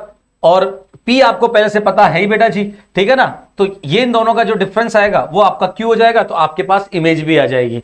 तो इस तरीके से आप यहां पर बात बना सकते हैं। अगर आप चाहें तो अपन एक एग्जांपल भी ले सकते हैं, एक एग्जांपल ले लेते हैं और मैं आपको ये सब चीजें डिराइव करके दिखा सकता हूं। तो मैं उम्मीद करता हूं आपको तीनों चीजें समझ में आ गई होगी। ये तो इमेज फाइंड करने का तरीका हुआ, ये फुट ऑफ परपेंडिकुलर, सॉरी ये फुट ऑफ परपेंडिकुलर और ये लेंथ ऑफ परपेंडिकुलर। तो देखो बेटा जी, आपको ये गिवन होगा, ये लाइन गिवन होगी, और आपको ये पॉइंट फाइंड करना होगा, ये पॉइंट फाइंड करना होगा, और ये वाला लेंथ फाइंड करना होगा। ये तीन चीजें आपको फाइंड करनी होगी, और इन सब के लिए मैंने आपको एक ही ट्रिक सिखाई है, अगर उससे फोकस करोगे तो गड़बड़ नहीं होगी, और वो है इस लैम्डा को फाइंड करना। अगर आपने ये फाइंड कर लिया ना, आपको कोई नहीं रोक सकता बेटा जी, आपकी बात बनेगी और 100% बनेगी बेटा जी, ठीक है ना। तो आप चाहें तो एक प्रॉब्लम ले सकते हैं अपन, आइए समझ लेते हैं, ठीक है ना, ताकि आपको कोई दिक्कत ना हो। तो जैसे मान लो एक पॉइंट ले लिया मैंने 1, 2, 3, या फिर आप चाहो तो इसको वेक्टर फॉर्म में भी लिख सकते हो, I plus 2J plus 3K, ठीक है ना, इस तरीके से लिख सकते हैं। तो ये तो पॉइंट P हो गया। एक लाइन अज्यूम कर लेते हैं, R equal to J cap plus K cap plus lambda times 2I minus J minus K, ठीक है ना। इस तरीके से हमने एक लाइन ले ली, ठीक है ना। तो ये पॉइंट हो गया और ये लाइन हो गया। हमें चाहिए क्या क्या, ये आपका P हो गया, देखो ये लाइन हो गई, यहां से परपेंडिकुलर डालेंगे, तो एक तो फुट ऑफ परपेंडिकुलर चाहिए, एक लेंथ ऑफ परपेंडिकुलर चाहिए, और एक इस पॉइंट का इस लाइन में इमेज चाहिए, ठीक है ना। तो चलिए तीनों बातें करते हैं। तो मैंने क्या सिखाया, पी तो ये आपके पास है ही। इस ए को क्या अज्यूम कर रखा है, ये रहा ए आपका। तो सबसे पहले अपन फाइंड करेंगे लैम्डा। तो मैंने क्या सिखाया था, ये ए हो गया ना आपका, तो आपको यही बात सिखाई थी कि एपी और ये बी वेक्टर, इन दोनों का डॉट क्या रहेगा बेटा जी, 0। अब एपी वेक्टर लिखो तो सोचो, इस ए को क्या अज्यूम किया था अपन ने, ए प्लस लैम्डा बी, यही तो अज्यूम किया था, ठीक है ना। तो ये एपी वेक्टर लिख रहा हूं मैं, तो कैसे लिखते हैं, फाइनल माइनस इनिशियल। तो फाइनल तो हो गया I plus 2j plus 3k minus initial A क्या अज्यूम किया था, इसी को तो अज्यूम किया था, ए प्लस लैम्डा बी को बेटा जी, ठीक है ना। तो ये हो गया माइनस जे माइनस के माइनस लैम्डा 2i माइनस जे प्लस के, और इसका डॉट लगाएंगे किसके साथ बेटा जी, बी वेक्टर के साथ। बी वेक्टर कौन था, ये, and that is 2i minus J minus के कैप, और इसका वैल्यू क्या बेटा जी, 0। देखो अब यहां से सीधा सीधा हमारे पास क्या आएगा बेटा जी, लैम्डा। तो अब अगर डॉट लगाना है तो कैसे लगाते हैं डॉट, आई को आई से, जे को जे से, और के को के से मल्टीप्लाई करते हैं और ऐड कर देते हैं। तो जरा देखो आई का तो क्या कह रहा है यहां पर, एक तो ये 1 और यहां से 2 लैम्डा, और तो आई कहीं है ही नहीं बेटा जी, दो ही जगह है, ठीक है ना। तो यहां पर तो आ गया बेटा जी आपके पास 1 माइनस 2 लैम्डा, 1 माइनस 2 लैम्डा, उधर आई है 2, ये देखो डॉट लिख रहा हूं है ना। अब जे वाला देखो, तो 2j जे, तो सिर्फ जे रहा जे, और माइनस प्लस, तो वहां लैम्डा आ गया, तो यहां पर आ गया आपके पास 1 प्लस लैम्डा यहां से जे का, और वहां से आ गया -1 प्लस। अब देखो बेटा जी यहां से 3k माइनस के, तो ये हो गया 2k और माइनस लैम्डा, ठीक है ना। तो ये हो गया 2 माइनस लैम्डा, और वहां से मल्टीप्लाई होगा -1, क्या मल्टीप्लाई होगा बेटा जी, -1, और ये वैल्यू होगी 0। ये देखो बेटा जी लैम्डा का वैल्यू आने को तैयार है। अब ये तो हो गया देखो 2 माइनस 4 लैम्डा, यहां पर आ गया -1 माइनस लैम्डा, यहां पर आ गया -2 प्लस लैम्डा इक्वल टू 0। देखो बेटा ढंग से देखो calculation, 2 minus 4 lambda -1 minus lambda -2 plus lambda equal to 0। तो ये और ये कैंसिल हो गया, और ये देखो ये 2 और ये 2 भी कैंसिल हो गया, और आपके पास जो लैम्डा की वैल्यू आ गई, मैंने कहा था ना बहुत इजी सी वैल्यू आएगी, ये देखो बेटा जी लैम्डा की वैल्यू आ गई -1/4। लैम्डा का वैल्यू कितना आ गया बेटा जी, -1/4। देखो ढंग से लैम्डा वैल्यू क्या हो गई, -1/4। एक बार मैं चाहूंगा कैलकुलेशन अपन दोबारा देख लेते हैं ना। तो अगर कैलकुलेशन को दोबारा देखूं तो जरा इधर देखो, पहले आई वाला देखो, पहले तो ये देखो हमने वेक्टर कैसे बनाया, फाइनल बोले तो p माइनस ए, तो ये रहा p, ये p माइनस ए ये था, ठीक है ना। तो ये हो गया -j माइनस के माइनस लैम्डा 2i माइनस जे, ओ हो एक गड़बड़ हो गई बेटा जी, -k। ये देखो बेटा जी, बाप रे, बच गए बेटा, बच गए, कोई बात नहीं, मैं सही कर देता हूं। यहां पर बेटा जी माइनस आएगा या -k आएगा बेटा जी, ठीक है ना। तो एक छोटी सी गड़बड़ हो गई, और उसकी वजह से काफी सारी गड़बड़ हो जानी है अब। तो -j, बाकी तो सही है, यस बिल्कुल सही है बेटा जी। अब जरा इधर आ जाओ, ये 1 -2 लैम्डा, 1 -2 लैम्डा, और वहां से 2, बिल्कुल सही है। फिर देखो 2j माइनस जे, सिर्फ क्या रहा j, बोले तो 1 प्लस लैम्डा, 1 प्लस लैम्डा, वहां से -1, बिल्कुल सही है। ये हो गया 3k माइनस के, तो एक तो हो गया यहां से तो 2, और बेटा जी वहां देखो वहां से प्लस लैम्डा, तो ये बेटा जी यहां प्लस आएगा बेटा जी, ठीक है ना। और वहां से तो -1 आना ही है, तो बाकी सब सही है। एक छोटी सी गड़बड़ जो हमसे हो गई वो ये हो गई कि अब यहां पर भी माइनस आएगा, और अगर यहां पर भी माइनस आएगा तो फिर चीजें थोड़ी सी बदल जाएंगी बेटा जी। गौर करके देखो, अगर यहां पर माइनस आ गया तो अब ये कैंसिल नहीं होंगे, ठीक है ना, ये कैंसिल नहीं होंगे। मैं इसको सही कर देता हूं, ये हटा दिया तो यहां पर आ गया माइनस लैम्डा, ये हटाया तो यहां पर भी माइनस लैम्डा, ठीक है ना। 2 तो कैंसिल होगा, वो हो गया बेटा जी, ठीक है ना। तो ये बेटा जी अब आपके पास -1/6 आएगा बेटा जी, कितना आएगा, -1/6। देखो -4 लैम्डा, -5 लैम्डा, -6 लैम्डा, 1 को उधर शिफ्ट किया, यस बेटा जी -1/6। अच्छा रहा, कैलकुलेशन देख ली बेटा जी, ठीक है ना। आप तो बोलते नहीं हो, आप तो चुपचाप बैठे रहते हो, मुझे देखना पड़ता है, सब छोटी मोटी गड़बड़ तो कहीं भी हो सकती है ना। चलिए लैम्डा का वैल्यू आ गया बेटा जी -1/6, और अब अगर ये लैम्डा का वैल्यू यहां उठा के रख दे आप, तो सीधा हमारे पास क्या आ जाएगा, फुट ऑफ परपेंडिकुलर। तो मैं यहां फाइंड कर देता हूं आपके लिए फुट ऑफ परपेंडिकुलर, क्योंकि इसी को तो हमने ए माना था, ए प्लस लैम्डा बी को ही तो ए अज्यूम किया था फुट ऑफ परपेंडिकुलर। तो लैम्डा का वैल्यू आ गया कितना, -1/6, पुट कर दो, फुट ऑफ परपेंडिकुलर आ जाएगा। तो जरा देखो बेटा जी क्या आ गया आपके पास, जे प्लस के -1/6 2i माइनस जे माइनस के। बस बेटा जी इसको थोड़ा सा तमीज से लिख लेते हैं अपन, तो बातें बन जाएंगी। तो सबसे पहले तो आई वाला पोर्शन वो तो हो गया -1/3 आई कैप, ये देखो -1/3 आई कैप। अब जरा जे वाला देखते हैं, तो यहां से तो जे और ये हो गया +1/6 जे, तो ये हो गया 7/6 जे, ठीक है ना। और उसके बाद में के माइनस और माइनस प्लस, देखो ना के और माइनस प्लस, तो ये भी हो गया 7/6 के कैप। तो ये देखो फुट ऑफ परपेंडिकुलर आ गया -1/3, 7/6, 7/6। ये आ गया आपका पॉइंट ए। और मुझे उम्मीद है आप सबको समझ में आएगा। कोई फॉर्मूला याद नहीं रखा, कोई फॉर्मूला अप्लाई नहीं किया, सीधा निकाला। अब सोचो ए आ गया, पी आपको पता है ही, तो इन दोनों पॉइंट के बीच में आप डिस्टेंस फॉर्मूला लगा सकते हो। तो आपके पास ये पी ए आ जाएगा, और फिर ये पॉइंट पता है आपको, ये आई चुका है। तो बताइए बेटा जी ये वाला पॉइंट नहीं आ जाएगा क्या, 1:1 लगाओगे, 1:1 लगाओगे तो ये वाला पॉइंट भी, इमेज भी आपके पास आ जाएगी। तो इस तरीके से आपको बेसिकली इस चीज पर फोकस करना, लैम्डा फाइंड करने पर। मैंने आपको फाइंड करके दिखाया है, ठीक है ना, और उम्मीद करता हूं कि आप भी एग्जाम में फाइंड कर लेंगे बेटा जी, ठीक है ना। तो चलो आगे बढ़ते हैं और अगली इंटरेस्टिंग बात करते हैं बेटा जी। अगली इंटरेस्टिंग बात, ये तो हम कर चुके हैं ना, ठीक है ना, कुछ गड़बड़ है, यस। अगली इंटरेस्टिंग बात है बेटा जी एंगल बाइसेक्टर। एक और जबरदस्त एप्लीकेशन जो हमने स्टडी किया है उस पर, एक और जबरदस्त एप्लीकेशन, नाम है एंगल बाइसेक्टर। क्या बेटा जी, एंगल बाइसेक्टर। अब ये क्या चीज है इसको समझते हैं। आपने 11th क्लास में भी एंगल बाइसेक्टर पढ़े हैं बेटा जी, चलो आओ समझते हैं। मान लीजिए एक लाइन है R = A plus lambda B, ये दूसरा line R = C plus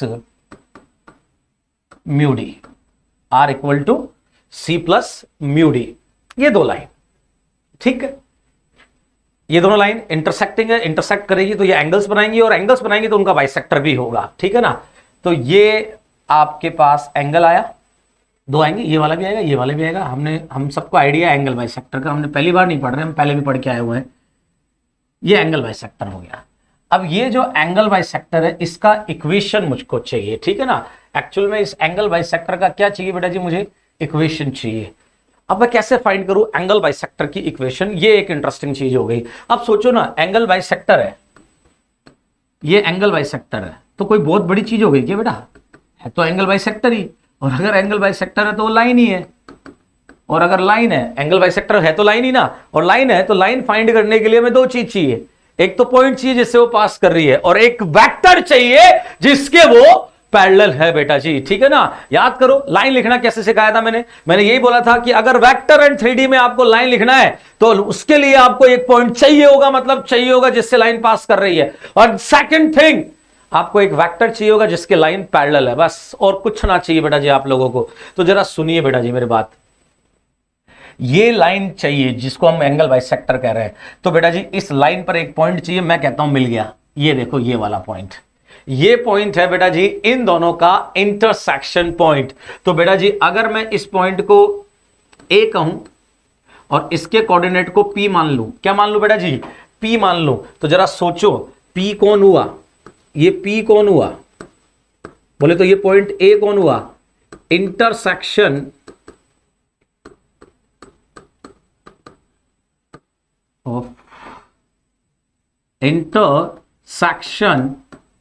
point of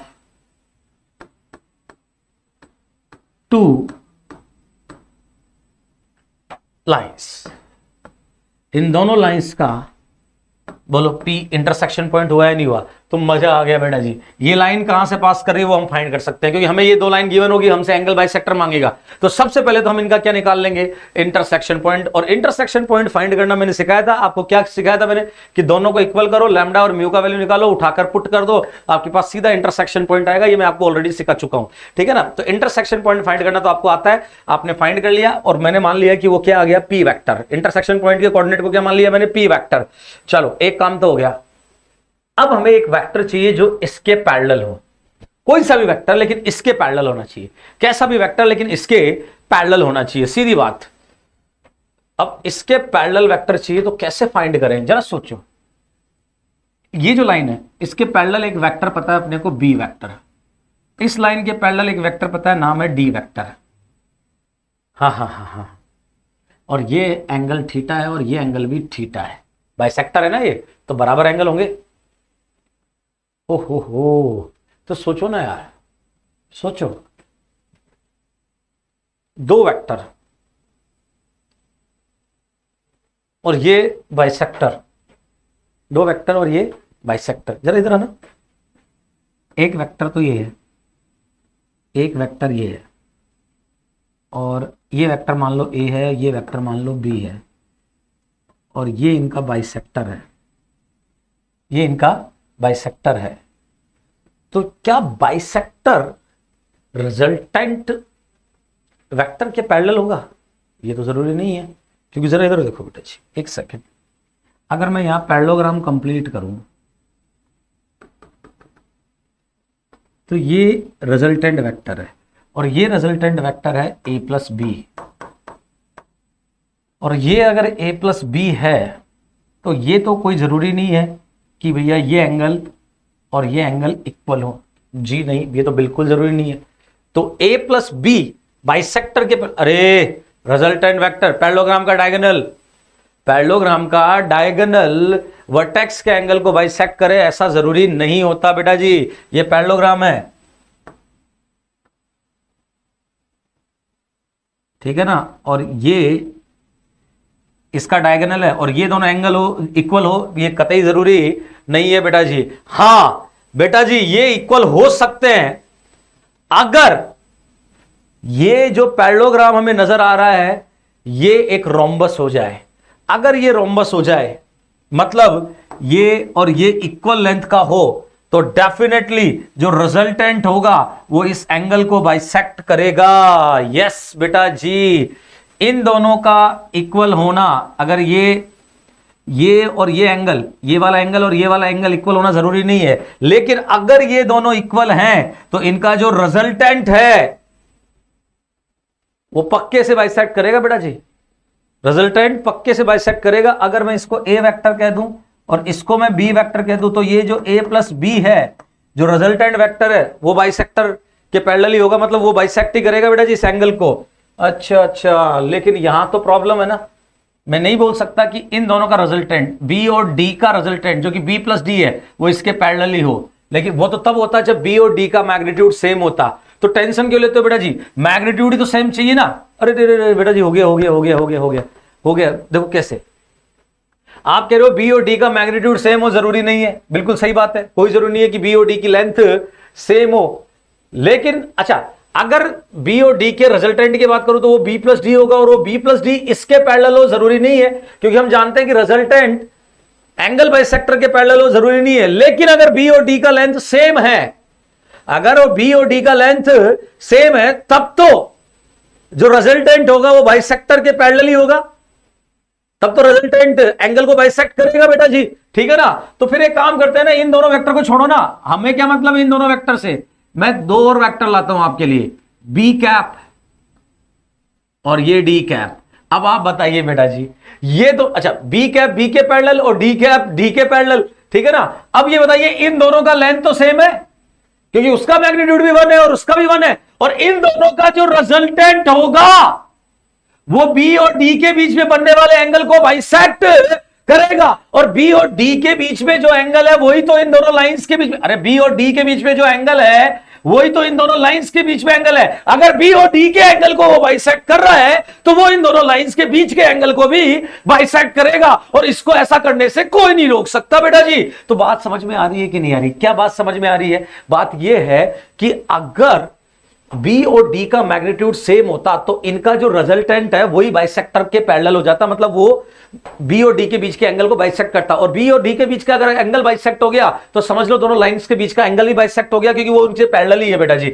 तो बी और डी की लेंथ इक्वल हो, ये तो जरूरी नहीं है, अगर होती तो मजा आ जाता, ये जरूरी नहीं है। तो फिर मैंने क्या किया, दो वेक्टर और ढूंढ लिए, बी के पैरेलल बी कैप में ढूंढ सकता हूं और डी के पैरेलल डी कैप ढूंढ सकता हूं। इनका तो मैग्नीट्यूड सेम है, तो इनका जो रिजल्टेंट है बोले तो B cap plus D cap, इनका रिजल्टेंट क्या हो गया, B cap plus D cap. वो 100% बी और डी के बीच के एंगल को बाइसेक्ट करेगा, और वो अगर बी और डी के बीच के एंगल को बाइसेक्ट कर रहा है तो दोनों लाइन के बीच के एंगल को भी बाइसेक्ट करेगा। बेटा जी गेम ओवर। इस लाइन, ये लाइन जहां से पास कर रही है वो पॉइंट हमने इंटरसेक्शन से फाइंड कर लिया है, और जिस वेक्टर के पैरेलल होगी ये लाइन वो वेक्टर भी हमने फाइंड कर लिया, वो कोई और नहीं, वो B cap plus D cap है। तो सोचिए आपके पास एंगल बाइसेक्टर की इक्वेशन आ गई बॉस। तो एंगल बाइसेक्टर की इक्वेशन हो गई बेटा जी, equation of angle bisector, and that is R equal to P जिस पॉइंट से पास करे प्लस लैम्डा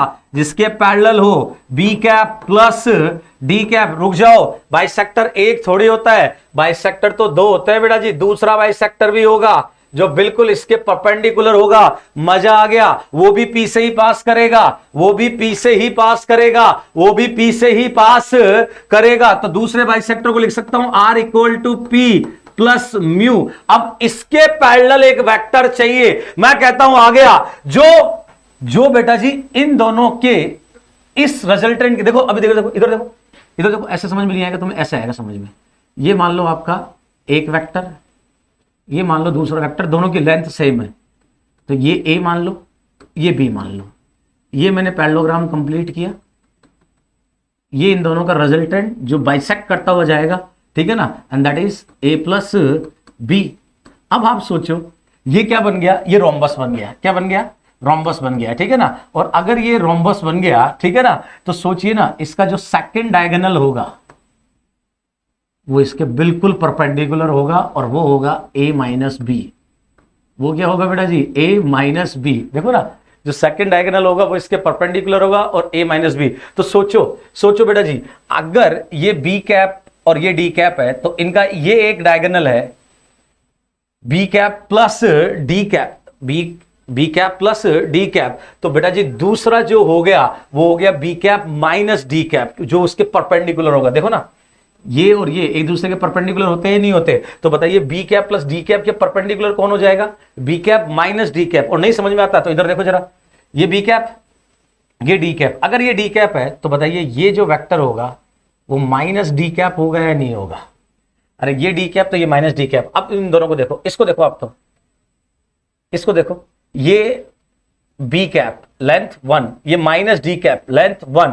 तो इन दोनों का जो रिजल्टेंट होगा वो बोलो बेटा जी इस एंगल को बाइसेक्ट करेगा या नहीं करेगा। इन दोनों का रिजल्टेंट तो B cap minus D cap ही होगा, क्योंकि इन दोनों का sum B cap minus D cap ही तो आएगा बेटा जी। तो सोचो ना, इस वेक्टर के पैरेलल, सॉरी इस बाइसेक्टर के पैरेलल भी हमें वेक्टर मिल गया क्या, और वो वेक्टर क्या होगा, B cap minus D cap. बस तो बेटा जी कहानी खत्म होगी, B cap minus D cap. या तो वहां से समझ लो ए प्लस बी के परपेंडिकुलर कौन हो जाएगा, ए माइनस बी। लेकिन कब, जब ए और बी का लेंथ सेम हो। यहां पर क्लियर दिमाग में रखना कि मॉड ऑफ ए बराबर से क्या है बेटा जी, मॉड ऑफ बी। अगर मॉड ऑफ ए बराबर से मॉड ऑफ बी है तो बेटा जी फिर तो ए प्लस बी और a माइनस बी एक दूसरे के कैसे हो गए बेटा जी, परपेंडिकुलर हो गए हैं, ठीक है ना। तो b cap plus D cap के परपेंडिकुलर अगर कोई वेक्टर चाहिए तो वो b cap minus D cap ही होगा। आप चाहो तो सीधा वहां से समझ सकते हो, या फिर ऐसे समझ लो कि ये d कैप है तो ये माइनस डी कैप है। तो इन दोनों का जो रिजल्टेंट होगा वो डेफिनेटली इस एंगल को बाइसेक्ट करेगा, क्योंकि दोनों का मैग्नीट्यूड सेम है। तो बाइसेक्ट करेगा तो रिजल्टेंट क्या हो गया, B cap minus D cap. ये आ गया आपके पास दोनों बाइसेक्टर्स की इक्वेशन। अब आप सोचिए कितना आसान है, कुछ नहीं करना बेटा जी, आपको सिर्फ और सिर्फ एक काम करना है, इंटरसेक्शन पॉइंट फाइंड कर लेना है। इंटरसेक्शन पॉइंट अगर आपने फाइंड कर डाला, अगर इंटरसेक्शन पॉइंट आपने फाइंड कर डाला तो वो तो यहां आ जाएगा, और बी और डी तो आपको नजर आ ही रहे हैं, सिर्फ इनके यूनिट वेक्टर मतलब इनको मैग्नीट्यूड से डिवाइड कर देना, यूनिट वेक्टर आ जाएंगे, ऐड कर देना, सबट्रैक्ट कर देना, दोनों बाइसेक्टर आपको मिल जाएंगे। ठीक है ना, उम्मीद कर रहा हूं आप सबको मेरी बात समझ में आ रही होगी। अब अगर इससे आगे बढ़े तो जो अगली बात यहां पर हम समझ सकते हैं वो ये है, जो हमने 11th क्लास स्ट्रेट लाइन में भी समझी थी कि सर दोनों बाइसेक्टर आ गए। अब इसमें से अगर हमें पहचानना हो कि कौन सा एक्यूट एंगल बाइसेक्टर है और कौन सा ऑब्ट्यूस एंगल बाइसेक्टर है, तो उसके लिए क्या किया जाए। तो चलिए आइए अब आइडेंटिफिकेशन देख लेते हैं acute and obtuse angle bisectors का। चलिए तो आगे बढ़ते हैं। हाँ बेटा, अब अपन आइडेंटिफिकेशन देखते हैं। तो जरा सोचो, बड़ा सिंपल है। ये आपका पहला line R equal to A plus lambda B, ये आपका second line R equal to C plus mu D. ठीक है बेटा, अब आपके पास दो बाइसेक्टर आगे मैं यहां लिख देता हूं, R equal to P plus lambda B cap plus D cap और R equal to P plus mu B cap minus D cap. ठीक है ना। तो देखो बेटा जी, बड़ा सीधा और सिंपल सा फंडा है। सीधा और सिंपल सा फंडा क्या है, ये मान लीजिए बी वेक्टर और ये मान लीजिए आपका डी वेक्टर। तो आपने क्या किया, आप बी डॉट डी फाइंड कीजिए, मतलब बी और डी के बीच का एंगल फाइंड कीजिए, वेक्टर बी और वेक्टर डी के बीच का एंगल फाइंड कीजिए। अब अगर आपने बी डॉट डी फाइंड किया और मान लो वो पॉजिटिव आ गया, मान लो वो क्या आ गया, पॉजिटिव आ गया, बी और डी के बीच का एंगल फाइंड किया और मान लो वो पॉजिटिव आ गया, इसका मतलब ये हुआ कि बी और डी के बीच में आपने बी डॉट डी फाइंड किया। ठीक है ना, एक्चुअल में आपने बी डॉट डी फाइंड किया और वो पॉजिटिव आ गया। तो इसका मतलब ये हुआ कि बी और डी के बीच में जो एंगल है वो 90 से कम है, वो 90 से कम है। ठीक है ना। और बी और डी का जो रिजल्टेंट है, जिसको आप बी प्लस डी से रिप्रेजेंट करते हैं, ठीक है ना, जिसको आपने यहां पर वेक्टर में क्या यूज किया, यहां पर क्या यूज किया, B cap plus D cap. अगर नहीं जमता तो आप बी कैप डी कैप ले लो। ठीक है ना। चलो एक काम करता हूं, मैं आपके लिए वही ले लेता हूं, आपको नहीं जमता ना, आप बेवजह कंफ्यूज हो जाएंगे। कंफ्यूज ना हो, आप एक काम कर लो, आप बी और डी के बीच में, वैसे तो मैं शॉर्टकट बता रहा था आपको, लेकिन कोई बात नहीं, आप एक काम करो, बी कैप और डी कैप एक ही बात है बेटा जी। बी और डी के बीच में जो एंगल होगा वही बी कैप और डी कैप के बीच में होगा, लेकिन चलो कोई बात नहीं, आप B cap dot D cap find कीजिए। ठीक है ना, आपने ये फाइंड किया और मान लो ये पॉजिटिव आ गया। ये क्या आ गया बेटा जी, पॉजिटिव। इसका मतलब एक ही हुआ कि बी कैप और डी कैप के बीच में जो एंगल है वो लेसर देन 90 है। ठीक है ना, तभी तो पॉजिटिव आया डॉट। ठीक है ना। अब सोचो, बी कैप और डी कैप के बीच में एंगल 90 से कम है, ये आपका बी कैप हो गया और ये आपका डी कैप हो गया, एंगल 90 से कम। तो जो B cap plus D cap होगा वो इन दोनों का रिजल्टेंट होगा और बीच में से निकलेगा बेटा जी। अरे वो बीच में से ही निकलेगा, बी कैप और B cap plus D cap. तो इसका मतलब B cap plus D cap वाला कैसे एंगल को बाइसेक्ट कर रहा है, एक्यूट एंगल को ही तो बाइसेक्ट कर रहा है। तो सीधी सी और सिंपल सी बात है कि अगर B cap dot D cap या फिर बी डॉट डी पॉजिटिव आ जाए तो बेटा जी B cap plus D cap वाला जो बाइसेक्टर है वो ही आपका एक्यूट एंगल बाइसेक्टर होगा बेटा जी, वही आपका एक्यूट एंगल बाइसेक्टर होगा, ये वाला एक्यूट एंगल बाइसेक्टर होगा। और फिर जो B cap minus D cap वाला है वो ऑटोमेटिकली ऑब्ट्यूज एंगल बाइसेक्टर हो जाएगा। ठीक है ना। लेकिन अगर ये नेगेटिव आ जाए, अगर B cap dot D cap negative आ जाए तो एंगल, ये जो एंगल है वो 90 से ज्यादा हो जाएगा। इसका मतलब B cap plus D cap 90 से ज्यादा वाले एंगल को बाइसेक्ट कर रहा है, इसका मतलब वो ऑब्ट्यूस एंगल को बाइसेक्ट कर रहा है। तो B cap plus D cap वाला ऑब्ट्यूस एंगल बाइसेक्टर होगा और बचा हुआ ये वाला एक्यूट एंगल बाइसेक्टर होगा। देखो कितना इजी है, कुछ नहीं करना, आपको एक ही काम करना है और वो काम ये है कि आपको बी डॉट डी फाइंड करना है। पॉजिटिव आ जाए तो प्लस वाला, पॉजिटिव आ जाए तो प्लस वाला एक्यूट एंगल बाइसेक्टर, और अगर बी डॉट डी नेगेटिव आ जाए, बी डॉट डी नेगेटिव आ जाए तो पॉजिटिव वाला ऑब्ट्यूस एंगल बाइसेक्टर। ठीक है ना। एक डिसाइड हो गया, दूसरा तो अपने आप बचा हुआ है वाला ही होगा बेटा, जिसमें तो कोई डाउट वाली बात है ही नहीं। ठीक है ना। तो ये पता करो, पॉजिटिव आ जाए तो एंगल 90 से कम है, इसका मतलब B cap plus D cap ने, B cap plus D cap वाले ने एक्यूट एंगल को बाइसेक्ट किया है तो बचा वाला ऑब्ट्यूस हो गया, और अगर नेगेटिव आता तो ये 90 से ज्यादा होता, तो B cap plus D cap वाले 90 से ज्यादा वाले को बाइसेक्ट किया है, तो उस केस में B cap plus D cap वाला तो ऑब्ट्यूस वाला हो जाता और B cap minus D cap वाला एक्यूट वाला हो जाता। उम्मीद करता हूं आपको समझ में आ गया होगा कि किस तरीके से आपको बाइसेक्टर्स को आइडेंटिफाई करना है बेटा जी, ठीक है ना। तो बहुत सिंपल सी और इजी सी बात थी, उम्मीद करता हूं आप सबको समझ में आई होगी। एक छोटे से क्वेश्चन के साथ इस लेक्चर को खत्म करेंगे।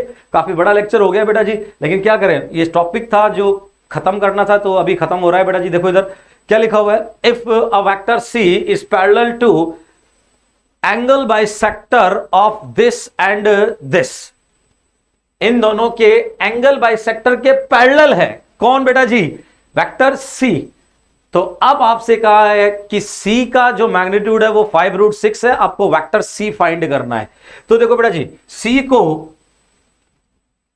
किसके पैरेलल बोला है, किसके पैरेलल बोला है, इन दोनों के बाइसेक्टर के पैरेलल बोला है। अब दो वेक्टर है जी, ये वेक्टर है, मान लो नाम तो दे नहीं रखा, ये A वेक्टर मान लो, ये B वेक्टर मान लो, ठीक है ना, ऐसे ले लो पीछे यार, ठीक है ऐसे ले लो।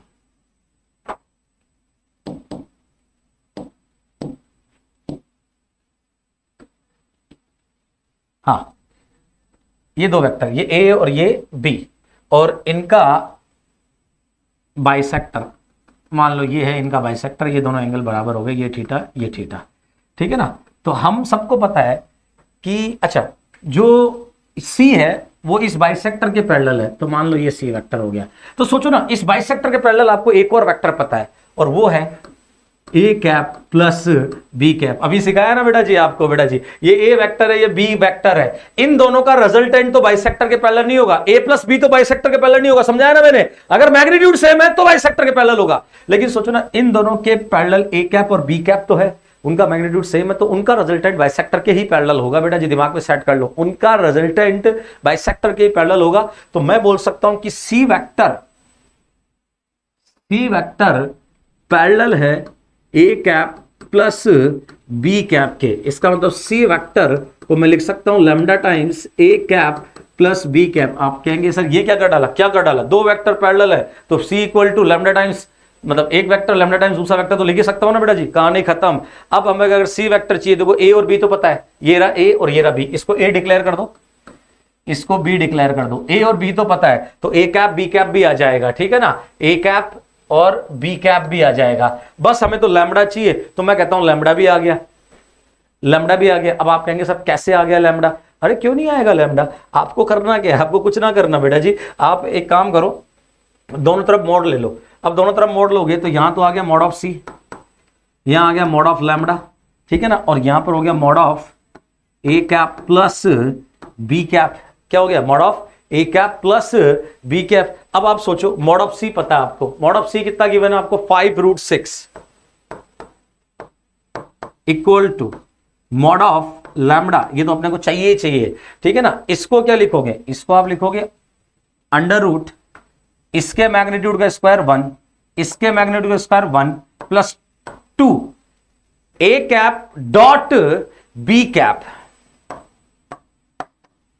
अब ए कैप डॉट बी कैप चाहिए, तो देखो ए और बी पता है, ठीक है ना, ए और बी पता है, और आपको ए कैप डॉट बी कैप चाहिए, तो साइड में मैं फाइंड कर देता हूं आपके लिए A cap dot B cap. तो जरा इधर देखो, A cap dot B cap, इसका मतलब A vector by magnitude of A dot B vector by magnitude of B. तो मैंने क्या बोला था, जब डॉट लगाओ तो स्केलर को तो एक तरफ कर लो, तो 1 by mod of A mod of B, इनको तो मैंने अलग कर लिया, और ए डॉट बी हम सब लोगों को दिख ही रहा है क्या होगा, तो चलो आओ वैल्यू लिख देते हैं यहां से, ठीक है ना। तो ए डॉट बी का वैल्यू बताओ पहले, तो ये तो हो गया माइनस, देखो आई का आई के साथ -14, ये देखो +4, ठीक है ना, फिर आ गया माइनस का 8, देखो देखो देखो -14 +4 -8, जरा चेक करो कितना हो गया, ये हो गया बेटा जी -4 -18 हो गया बेटा जी, ये तो हो गया -18 A dot B mod of A. इसका मैग्नीट्यूड देखो कितना हुआ, इसका मैग्नीट्यूड हो गया आपके पास 49 32, तो ये हो गया बेटा जी आपके पास 181, ओहो 81 बोले तो 9, और मॉड ऑफ बी लिखना है तो देखो उसका कितना हो गया 4 1 4, ये हो गया 9 बेटा जी, 9 बोले तो 3, बस बेटा जी। तो ये वैल्यू आ गई आपके पास, देखो ये कैंसिल हो गया तो यहां पर आ गया 2 -2/3 आ गया, ए कैप डॉट बी कैप आ गया -2/3, बस। तो बेटा जी आपके पास लैम्डा की वैल्यू रेडी है और आपका आंसर भी रेडी है। तो यहां पर हो गया 5√6 इक्वल टू मॉड लैम्डा, यहां पर आ गया 2 -4/3।